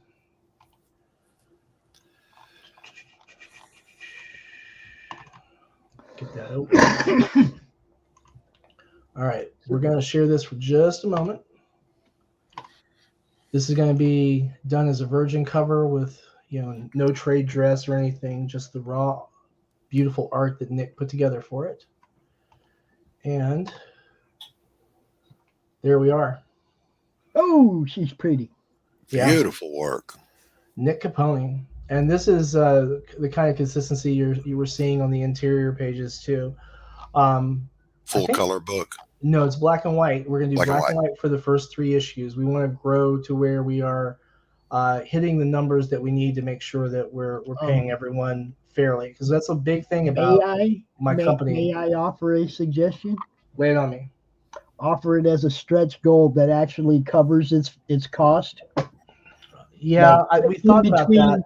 We thought about in between, you make sure there's enough money to cover the cost of coloring before you offer it. You see what I'm saying? Right. And then offer it both ways, because some people like the line work and some people like colorization. I've noticed that. Rini did that with issue that runs into is with time. If we have to color, we're going to add 3 weeks, because we're talking 28 pages. And people that are backing that tier should understand that. I'm waiting on the colored version of Fiendish, and I'm not complaining.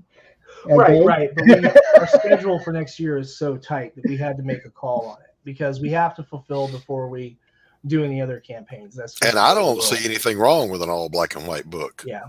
Oh, I don't either. Mine I'm is just black saying and the white. option. I'm just like the option, the option. Yeah. Now, the first 3 books in the series are going to be, like I said, black and white. And if we're moving, the funding level we need to get into color, then book 4 will start with color. But we're going to be releasing this quarterly. Yeah, North Free. That's what I was looking like. It does have a little bit of Logos War feel to it with the art stylings. It's pretty damn nifty. Of course, now the other thing too is that this comic series is set in the same setting that we use for my D&D adventures I published, the Tarot Adventures. So folks who have been playing the Tarot Adventures books 1 through 3, you're going to see some familiar places and locations pop up throughout this series as we work and use the comic to expand upon the lore and grow the setting through the adventure books as well. So they go hand in hand. The story is going to be canon to it, so it doesn't replace the player characters who are playing through that. Those adventures happen, kind of in parallel to where these stories are going. But you're going to see some enemies crop up that you've seen in the Tarot Adventures.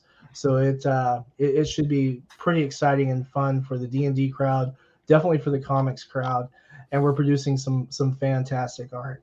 So we have the virgin cover variant. It's going to be very limited. We're probably only going to produce Probably only 500 copies on that. Nick and I are still hashing out the math on it to make sure we've got enough, because we're going to do an Indiegogo campaign in March as well. We'll make sure we have a few left over for that. But we're probably going to print about 3,000 copies of cover A to make sure that we have enough for everyone. And it helps bring our price points down so that people can get the book at a really good price. And then, we'll have shipping appended, because, of course, shipping has gone so high everywhere. But yeah, we'll get that in, get that taken care of. And then we also have a art print. Now, this is still being colored, but we, of course, have the line art in already. It is by student JP Buzio. If you haven't heard of him yet, that's okay, because you definitely will be. The man is absolutely remarkable. Some of you will have already heard of him, because he's been putting out some really high quality stuff that's been cropping up in a few places. And so, wouldn't be a show if I didn't kick myself out at least once, right? I know, right? So we're not going to give away the farm on this, because, like I said, it's still being colored, but we will go ahead and share out a little glimpse of what the inked page from JP Buzio is looking like. And again, this will be available as an art print. Yeah, color. Thanks, North Free, you rock, man. Appreciate it. All right, so ladies and gentlemen, here we go.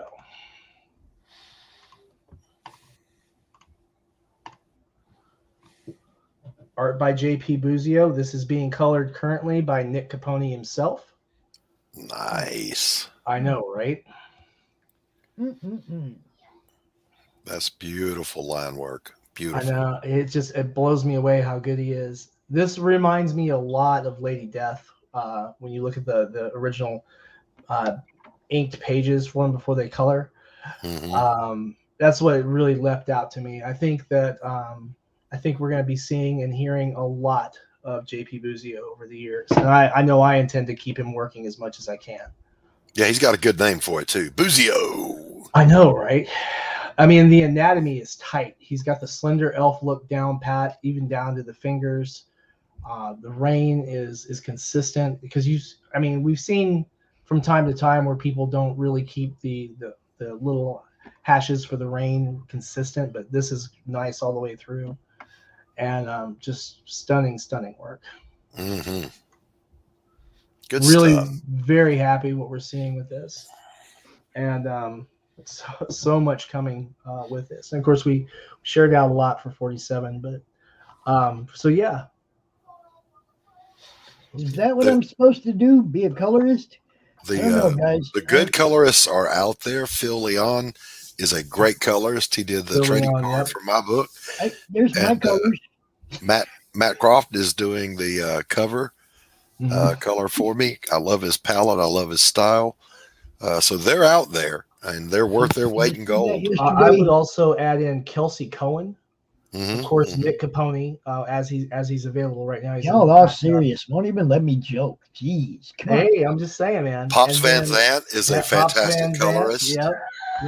You see what you get with Pops. You know what you're getting with.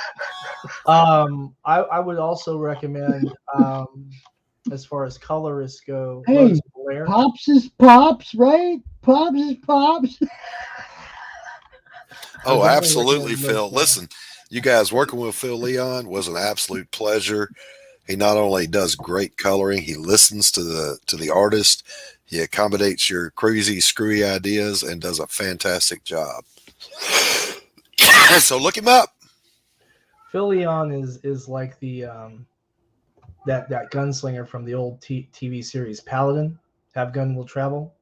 You give him the money and he gets the shooting done. Mm-hmm. So that's Phil Leon for you. I like his good mercenary sensibilities from such a quiet kind of guy. Pay me. I gotta answer the door. I'll be right back. All right. Simon says people don't want to pay more than $40 or $50. Makes it hard to find a good one for that amount. Hence why they all want to draw instead. Absolutely. But the thing is that artists who are self-publishing, if you're listen, I'm a painter. I paint fine art for a living in color, but I can't color a comic book cover. So you absolutely got to find the good ones and pay the money, because that's going to help sell your book like nothing else will. It makes all the difference in the world. Plus, it's a really good way to make sure that people still want to work with you. You know. Mm-hmm. Yeah, making a comic in color, you know, you're looking at, you know, probably $5,000 to $7,000, honestly, for, Yeah. you know, 24 pages. Yeah. And worth it. Yeah, very much so. Don't be shy about it. In fact, I'm going to show off something here real quick. I know Doc's seen this, but you know, when you get work like this from your artist, Oh, absolutely. and they're consistent, and you have a good working relationship, and they're able to actually work as artists because you're paying them fairly, paying them in money, and paying them as agreed on time, Yeah. then that's what you get, guys. I mean, Yeah. you've got to take. Show it again. Back up there. Put it back got up. to take that very seriously. It is a business relationship. Yes, it is. And And you need artists are worth being paid. Yeah, it's like paying your plumber. I mean, really. If you don't have Alexia water, you kicks don't have ass. life. And if you don't have art, you don't have comics. Alexia kicks ass, y'all. I don't care what anybody Yeah, everyone can see all the mess Hey. behind me from everything. Yeah, Brianna, As you you are can see, in we're a ready to high ship. demand field, and you'll find out that when a colorist is good, they are worth it. Yeah. And there are people out there who are going to pay you fairly and pay you well. A lot of people who are making books, and the weird thing is that people will say, well, you know, these are the people who are doing like $100,000 Kickstarter campaigns, and that may be true, but you're also going to see people who are doing, you know, $5,000 and $10,000 campaigns who are paying very, very well. It actually really surprised me. Really surprised me when I saw what some of the colorists were and line artists were making current page rates for DC. Some of that circulated around. Yeah, And absolutely. That was really heartbreaking, you know, to know that some of those folks are working for that. Back in the day when I did indies in the early 90s, I can tell you guys that there was no internet for all of us to talk to each other. Mm-hmm. And we were getting fleeced on our money. I'm talking about you couldn't even buy a pack of grits, and I got to have my grits. Just saying. Now, Brianna said she was training to be a coloring artist for comics, but Brianna did that pop art right there. Nice. Nice. 3 colors and a lot of dots. Mm-hmm. I can't imagine how long that took. She did it over a couple of streams, man. She, you know, we watched her work on it live. I literally can't draw anything, and I wish I could blame it on getting stabbed in the hand, but I couldn't draw before I got stabbed in the hand. Yeah, well, see, now I can't draw either. That's the whole point of doing it. But my daughter See? bought me a Christmas present, and it came in. I haven't wrapped it for myself yet, but that's what I got for Christmas from my 7-year-old little girl. How to draw manga. Yeah, I got one of them books too. I got one of them books too. I'll be playing with that. I still won't be able to draw, but at least it'll frustrate me enough to get back to writing every day. I can draw or I can write. Let's write 3 or 4 books, and then we'll go back to drawing. I get those books for the kids, man, because I want them to be able to draw, you know, all different styles. So, you know, they've got them all, the Marvel way and the manga boys and manga girls, and you know, there's a few different types of books, man. And if I see one, I grab it for the kids because I want them to be creative. Now, I can draw. Nice. And man, I love how your anatomy pops out. You've got all the curves in the right places. The halo effects look just tight. Do you use a compass for that, or is that freehand? Freehand. I drew that yesterday, North Free. I've just been doing art for a really long time, and so some things just are easier than others. I'll tell you, that's amazing, man. That's amazing. But I love making art. It doesn't matter what it is. I sculpt, I paint, I do illustration, which is what comic books are. Mm-hmm. But what I can't do, Brianna, is I can't color a comic book. I've tried. I suck.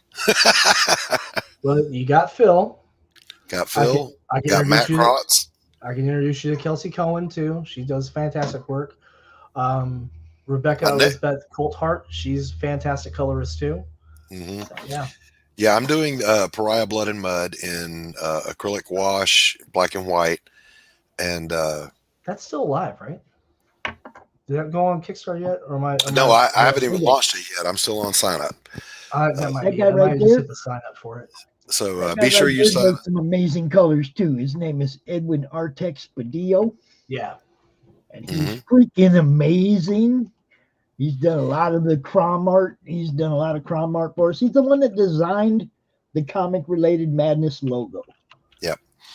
But my next book is going to be color, and so yeah, North Free says you can't do it all, Doc, unless you're Kirby. True enough. No, we're seeing a lot of people doing it all around here lately, man. That last book we looked at, dude's doing it all. I mean, Rich does his own, I mean, there's a lot of people out there that are putting out some quality stuff on their own. I mean, Alexia does it all but the lettering, so yeah. Yeah, I'm and I can letter the old school way, but I got to learn how to do it digitally. I think there's an online class for that from the Kubrick School too that you can pop into. There's there's another colorist, guys. There's another colorist. Oh, Simon, yes, him. Yeah, Simon, yeah. The next book I do is going to be color. I'm keeping that under wraps until this one fulfills. But I'll say this: I'm thinking of adding a stretch goal or a tier, don't know yet which, to include the batch called "They Can't All Be Winners," the blooper pages, including the secret effort done in the dead of the night under a full moon of me trying to paint a page. Yeah, I'm a heavy-handed impressionist. My paintings are it's what's called impasto, where you can actually feel the texture of the paint. That does not work on a piece of Bristol board. So that was a hard fail, guys. If you don't mind me asking, how many copies of Pariah are you going to print on this one? Do you know? Don't know. I'm working with Anthony Romano at Dark Gift Comics as my publisher. Gotcha. And we're going to be discussing today, as soon as I get off this stream, we're going to be talking about the goal we want to set for it, and how many copies. So it's just going to really depend on the backers, of course.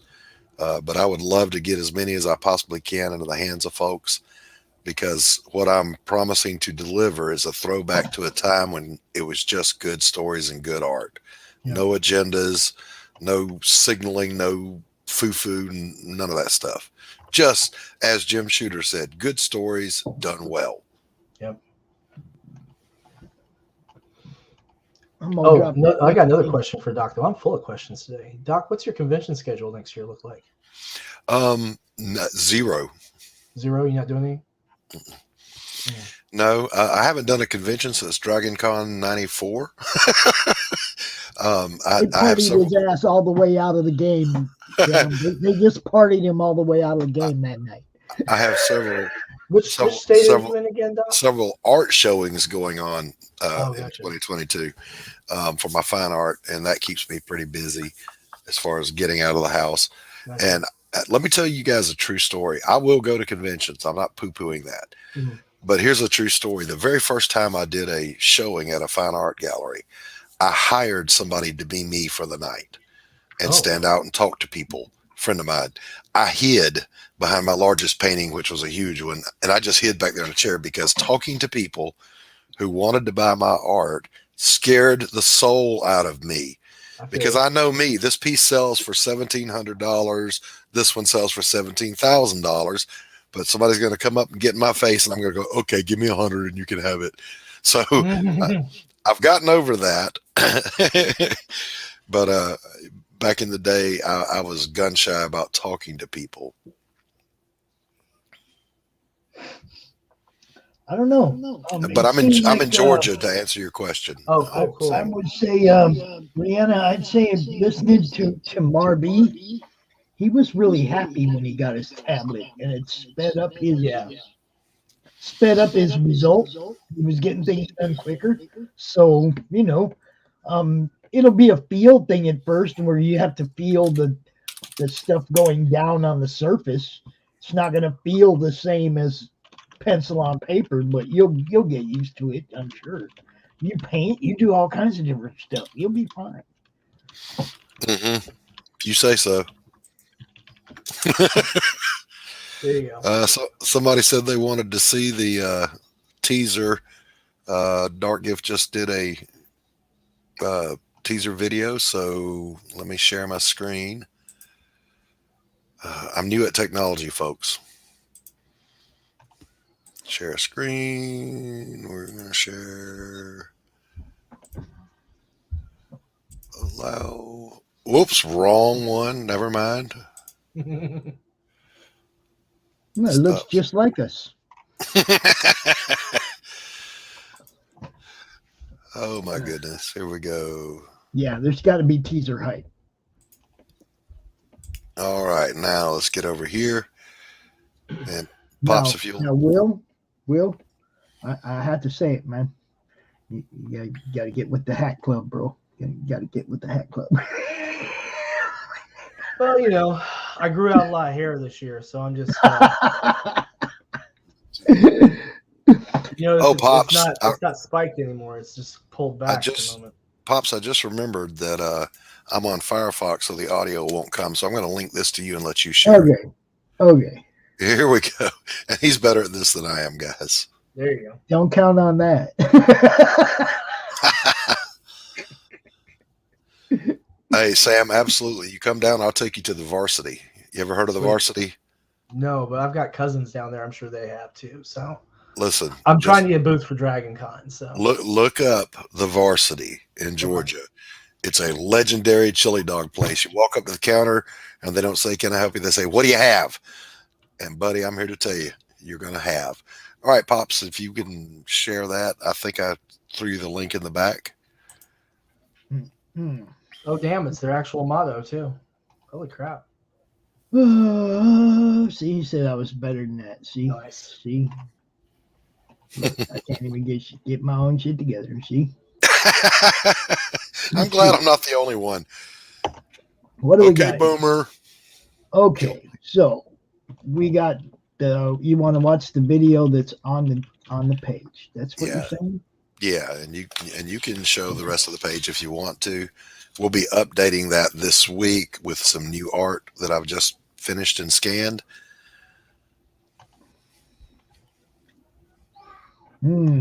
This one. Yeah. This is the one you're looking for. This one right here. That would be the one. I think I'm signed up twice, Doc. I just went in and signed up again. I'm like, wait, that's not the email I normally use. So yeah, I think I'm signed up twice. All right.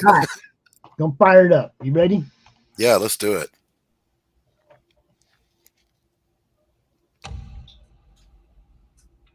From Christopher Doc Blaylock comes a tale of supernatural revenge.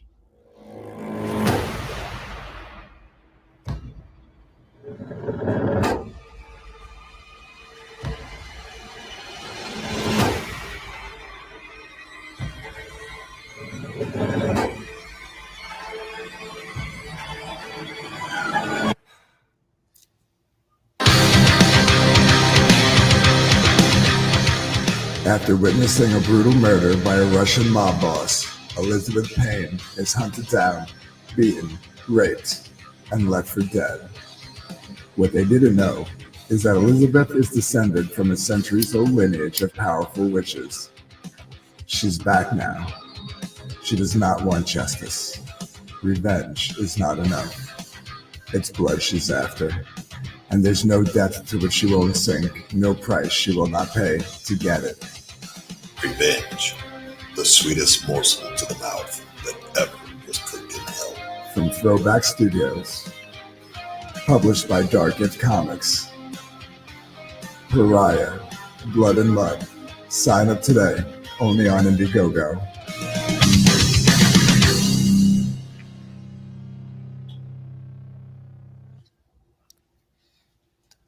Yeah, man.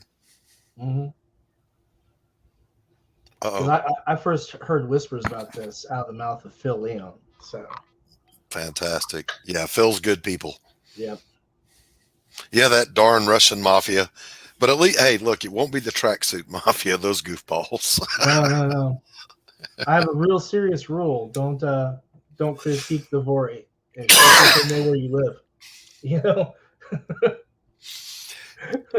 I was debating on which mob I wanted to use. Was it going to be Italian, Irish, Russian? I went, we got Russian in the family. I'll pick on them. There you go. Yeah, Brianna, if you think I spit on your grave, but somebody messed up and did that to a witch, what would that revenge look like? Somebody needs to write about the history because we the ones really running shit. I always want y'all to know that. Wait, what, Pops? I missed it. You were muted half the time. No, yeah, I said everything I meant to say. You realize yesterday on the draw stream, Pops, you had Alley Cat was drawing a witch. You had Rich drawing a witch. You had me drawing a witch. I'm not sure what Stephen B was drawing. And Stephen, if you're still watching, you were drawing a female character. Was she a witch? Did we have a theme and didn't know it? I don't think you can call Incantessi a witch. You might make Rich mad. She is a sorceress. I still say my witch could beat up Incantessi. So Elizabeth Payne. Well, she's new though. She's new. You know. So is Elizabeth. Around forever. So is Elizabeth. Well, she's new. You know what I say? I like cookies. I'm not getting in an argument between you. You know how this is settled, right? You go to the fans, and the fans decide who gets to win. Or, as always happens, they end up teaming up and kicking somebody else's ass. Absolutely. That's how it's supposed to work. In this right? case, I think Rich and I should draw ourselves in as the villains and have our characters kill us. North Free, dear me, I spit on your grave like, what is it? It's just a hard R. But yeah, and also if you've ever read Without Remorse by Tom Clancy, then you'll absolutely have the vibe that we're going for here. I Spit on Your Grave seems to be more widely recognized than Without Remorse, but Tom Clancy's greatest novel, in my opinion, is Without Remorse, the story of what happens when drug-dealing mob kills the girlfriend of a U.S. Navy SEAL back in the 60s. Just imagine what that revenge would look like. Well, imagine what it would look like if it was a witch.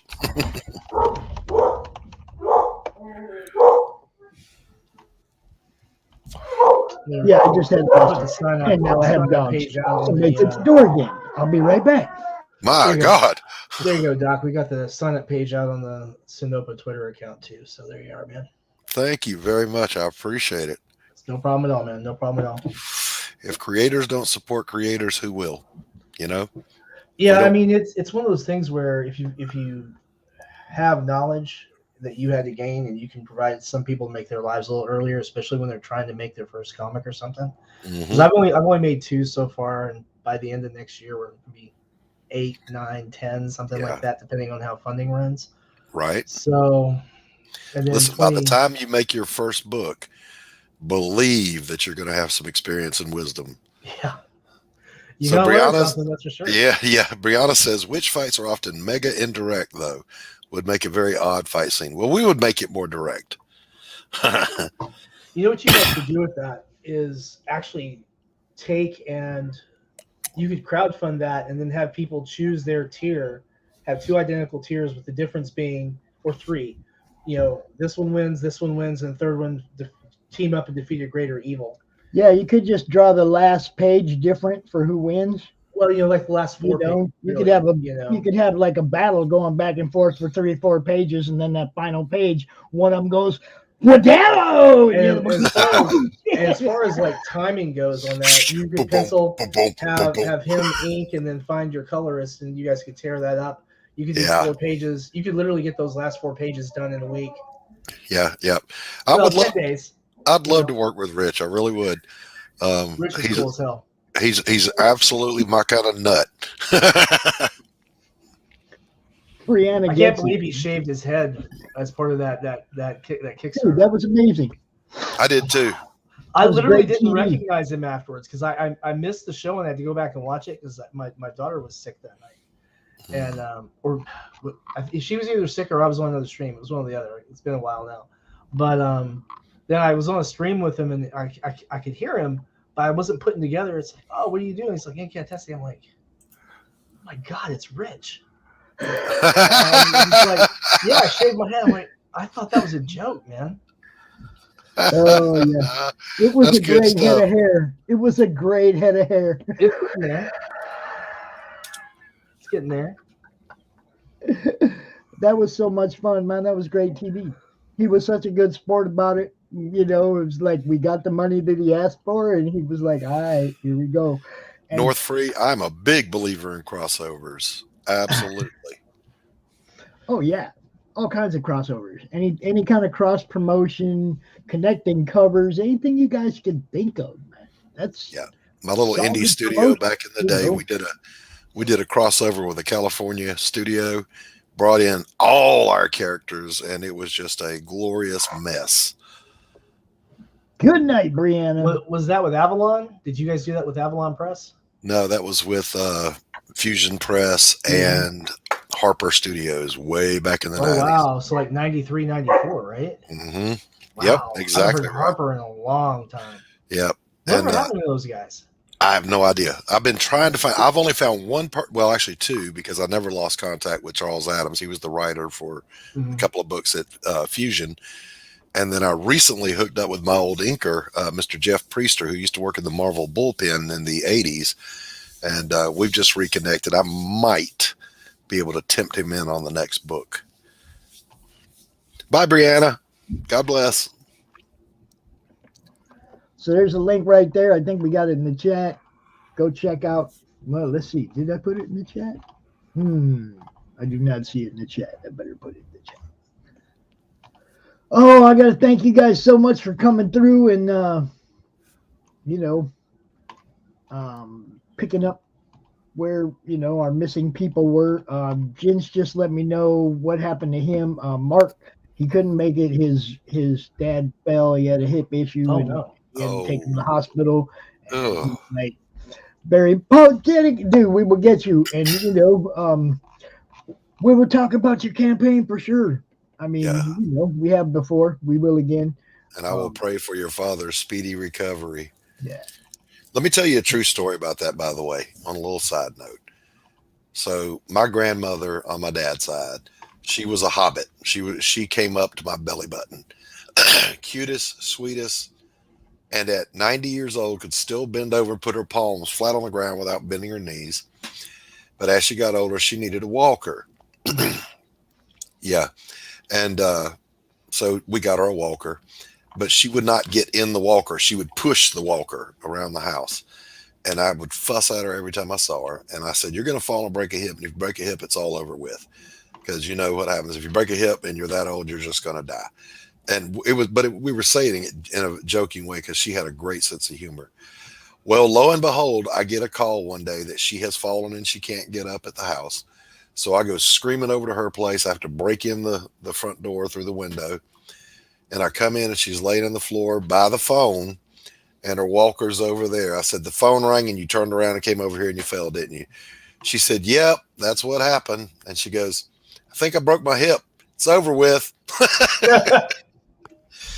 Well, the true story is she did pass not long after that. Oh, no. But she was recovered from the hip surgery, watching TV, and a nurse who was a good friend of mine checked on her. And she said, honey, I'm fine. Go check on somebody else. She had her little dip of snuff. She went to sleep and she passed with a smile on her face. So precious woman who went out with a great sense of humor. All right, so I just got some good news. Tell us. We've had 5 people sign up for the notifications on Reign of Ages since we got live on this. Fantastic. Let's find 6 more, everyone, so we can get that counter. I think the counter rolls at 11 or at 10 or 12 or something like that. That page was only live a few minutes before we came on. So yeah, he had just messaged me and said it's up because he told me earlier. I don't know if it's going to be up or not before the show. Yeah, because that's the other thing that we need to talk about too for everyone, for Kickstarter and also for a little bit for Indiegogo. There's a lot of campaigns prepped for January and February. And so I was talking to the folks at Kickstarter support, and they're saying how when Kickstarter rolls, they give you a projection on when they expect approval, right? Right. They're saying is 3 to 5 days extra beyond that right now. So if you've got a coming Kickstarter campaign, plan accordingly. Indiegogo, if you've already got your pre-launch page up, you're sweet. But if you're still building yours, go ahead and plan for at least a week worth of time to get your approval. And that way, if it doesn't take that long, you'll be pleasantly surprised. But don't get in a position where you're saying, well, we're going to launch on the 3rd and you can't go live until the 7th. You don't want to have that stress in your life. The campaigns are stressful enough. Yeah, it's easiest to just say early January, late January, and let things happen when they happen. You know what I mean? It's like Kickstarter's not always going to be. What if they don't approve you and you've been telling everybody you're going to launch on the 6th? Yeah. And they say, What does that even mean? Don't tell it. I mean, it's like. Well, Indiegogo is doing the same now too. You have to get your campaign approved before they'll actually let you go on. And so Indiegogo had what was it? November they put it out that they're checking to see the status on your previous campaigns. Kickstarter's been doing that for a while. Oh, make sure you're not scamming folks. Make sure that your previous campaigns are fulfilled before they'll let you put another one on, kind of thing. Okay, right on. So we should see. I think that's gonna, kind of prompt some other stuff. Well, gentlemen, I've got to bail. The wife wants to have supper. Here 2 hours. I'm actually 10 minutes over, but I didn't want to stop the flow. Right. I did want to thank both of you guys for coming out in the backup and saving my ass because I was about to be out here with nobody. Marcus as well. Thank you guys. Thank you so much. Man. Pops keeps me in a box that says break glass in case of emergency. Yeah, kind of like that. I had Doc up. Hey man, Rich went to go see Spider-Man. He's more important than I am. I'll tell you, I wouldn't because we're quarantined right now, so. Oh gosh. My little girl got exposed to COVID, and so we're quarantined all the way through Christmas. Hey, North Free, I appreciate the sign up. Thank you very much for your support. I appreciate everybody that signs up. Gentlemen, Sam, it's always a pleasure chatting with you, Doc, sir. it's always a pleasure, man. We should talk more often, brother. Absolutely. When you come down to Atlanta, we're going to Varsity. We'll get some greasy chili dogs and sounds good. Go die afterwards. Sounds good to me, man. Like I said, I'm trying. Told us about your friend that died because of you talking. Don't say that. Oh, he's all blah blah blah. Listen, if you go to the Varsity, wait, short, quick story. Louis Grizzard, who was the modern day Mark Twain.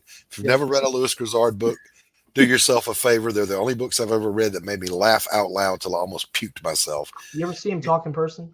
Yeah. Yeah, same. I did when I was 12. He moved to Chicago to be the editor on the sports section, and he called it his unfortunate incarceration. And he dated a stewardess that was based in Atlanta just so she would smuggle him Varsity chili dogs. When she found out, she left him. And then he moved back to Georgia. And he wrote a book called If I Ever Get Back to Georgia, I'm going to nail my feet to the ground. So anyway, guys, I'm going to bail. Always a pleasure. All right. Cheers. Sam, thanks again, man. My pleasure, man. Was there anything else you wanted to cover real quick before it's over? Just a big shout out to the whole Madness group, everyone on the YouTube channel, everyone on Twitch, everyone on the Facebook, everyone on Twitter. Guys, do me a big favor. Come out, sign up for the notification. It doesn't cost you anything. Let's get those numbers up and show the support that we've got for it and get everyone hyped about this project. As this is going to be a recurring series. We're going to release it quarterly, myself and Nick Capone. We've got the first 3 issues are already plotted out, scripts being revised on my end before it gets to Alexia for edits. And then issues 4, 5, 6, 10, 20, 57, we're going to be releasing quarterly. We got a solid team. We got good talent. And I think you're going to like these adventures. So tap that, notify me, and let's see how high we can get those numbers up before launch. We got 2,000 people in the Madness. Let's get at least 1,000 people for notifications. Pushing 2,500. Yeah. In the last 28 days, though, I think the analytics said we've had interaction from 728 of those. So it's a Facebook group. That's okay. If you get a fourth of your people looking at your stuff every month, you're doing okay. That's the way I look at it. I do, but let's get 1,000. Let's show the world what indie comics can do. Dude, let's get hyped. Let's get excited. And I guarantee when you take a look at the Kickstarter page when it opens up and you can actually see the full covers and everything, you're gonna love it. Cool. Y'all stay tuned. 47 Furious Tales going high fantasy. Woo! Well, this is entirely separate series. Reign of Ages is entirely separate from 47. That's what I mean. You guys are going high fantasy. You're gonna give us a little something different. And we're using the same high quality papers too. So the same stuff you're used to from us, the same stuff you're gonna see on this. Are they going to be the same size comics? No, these are current age size books. Okay. 47 was sized for a specific reason, and these are our current size ones. All right, cool.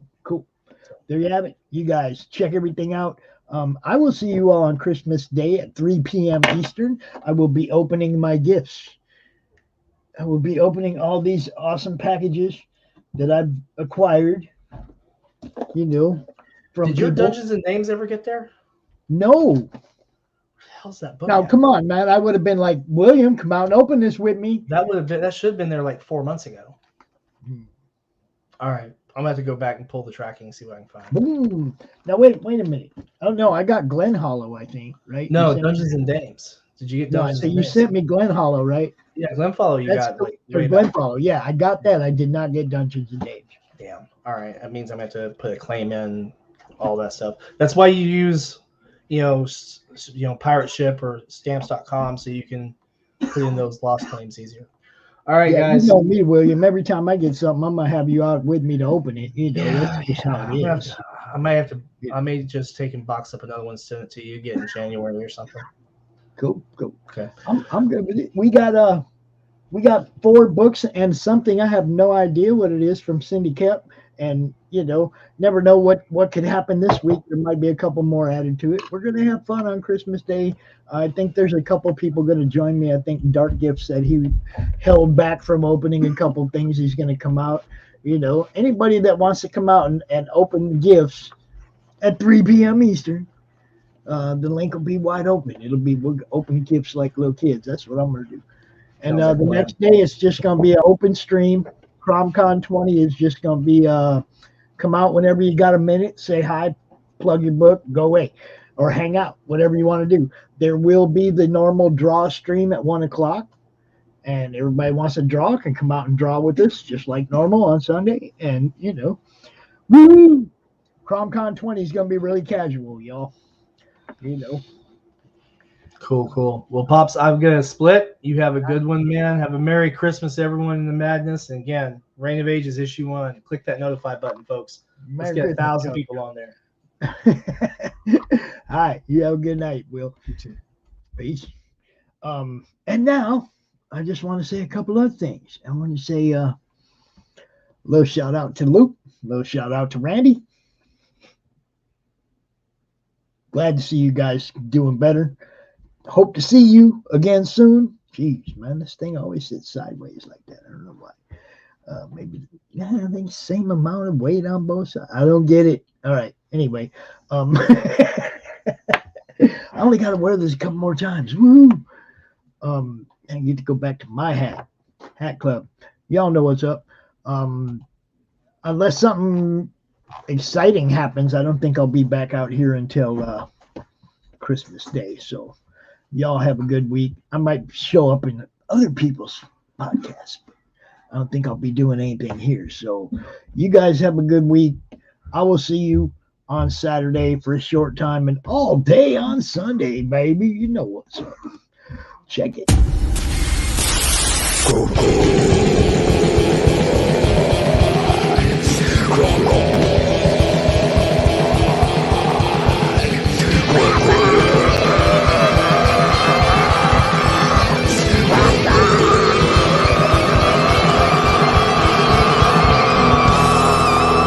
Come get some.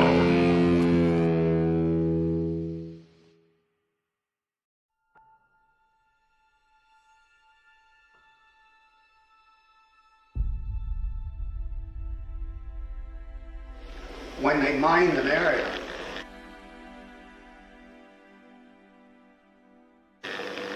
they put down yellow tape right across that line. See?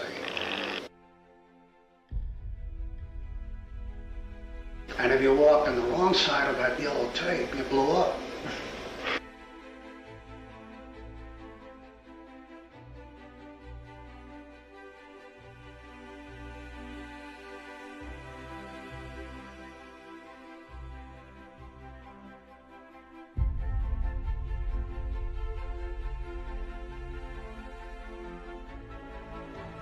Strange Tales 136. I remember it very clearly, and that was my first exposure to Kirby.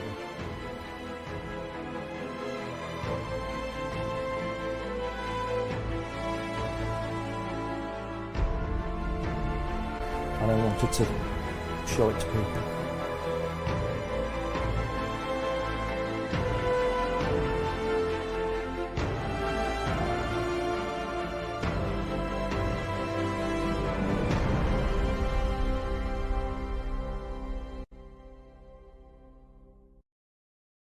Hey, it's Belle from Liberty Entertainment Distribution.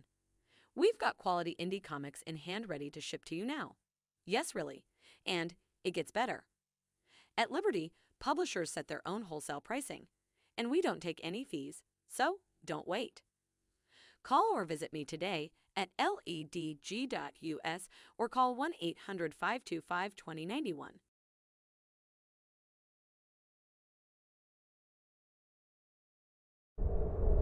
In a world ravaged by monsters, a new evil has risen, poisoning the land and threatening humanity. Now, the Monster Matador, along with the meanest and baddest kaiju killers, have joined forces to kick its ass.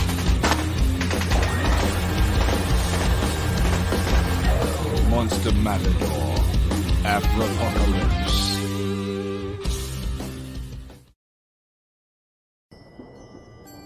From author Brian K. Morris comes a tale of irreverent holiday horror, told with much inappropriate humor. Dr. Victor Frankenstein creates the spirit of giving himself. Ho, ho, ho. Santastein, or the post-holiday Prometheus. Available at Amazon.com. Get your copy today.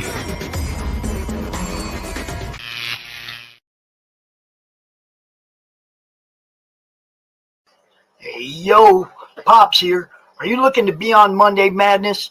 Is Monday no good? You need a special edition? Are you looking to be on the first timer spotlight on for you new guys? Launch parties, countdowns, CromCon Monthly.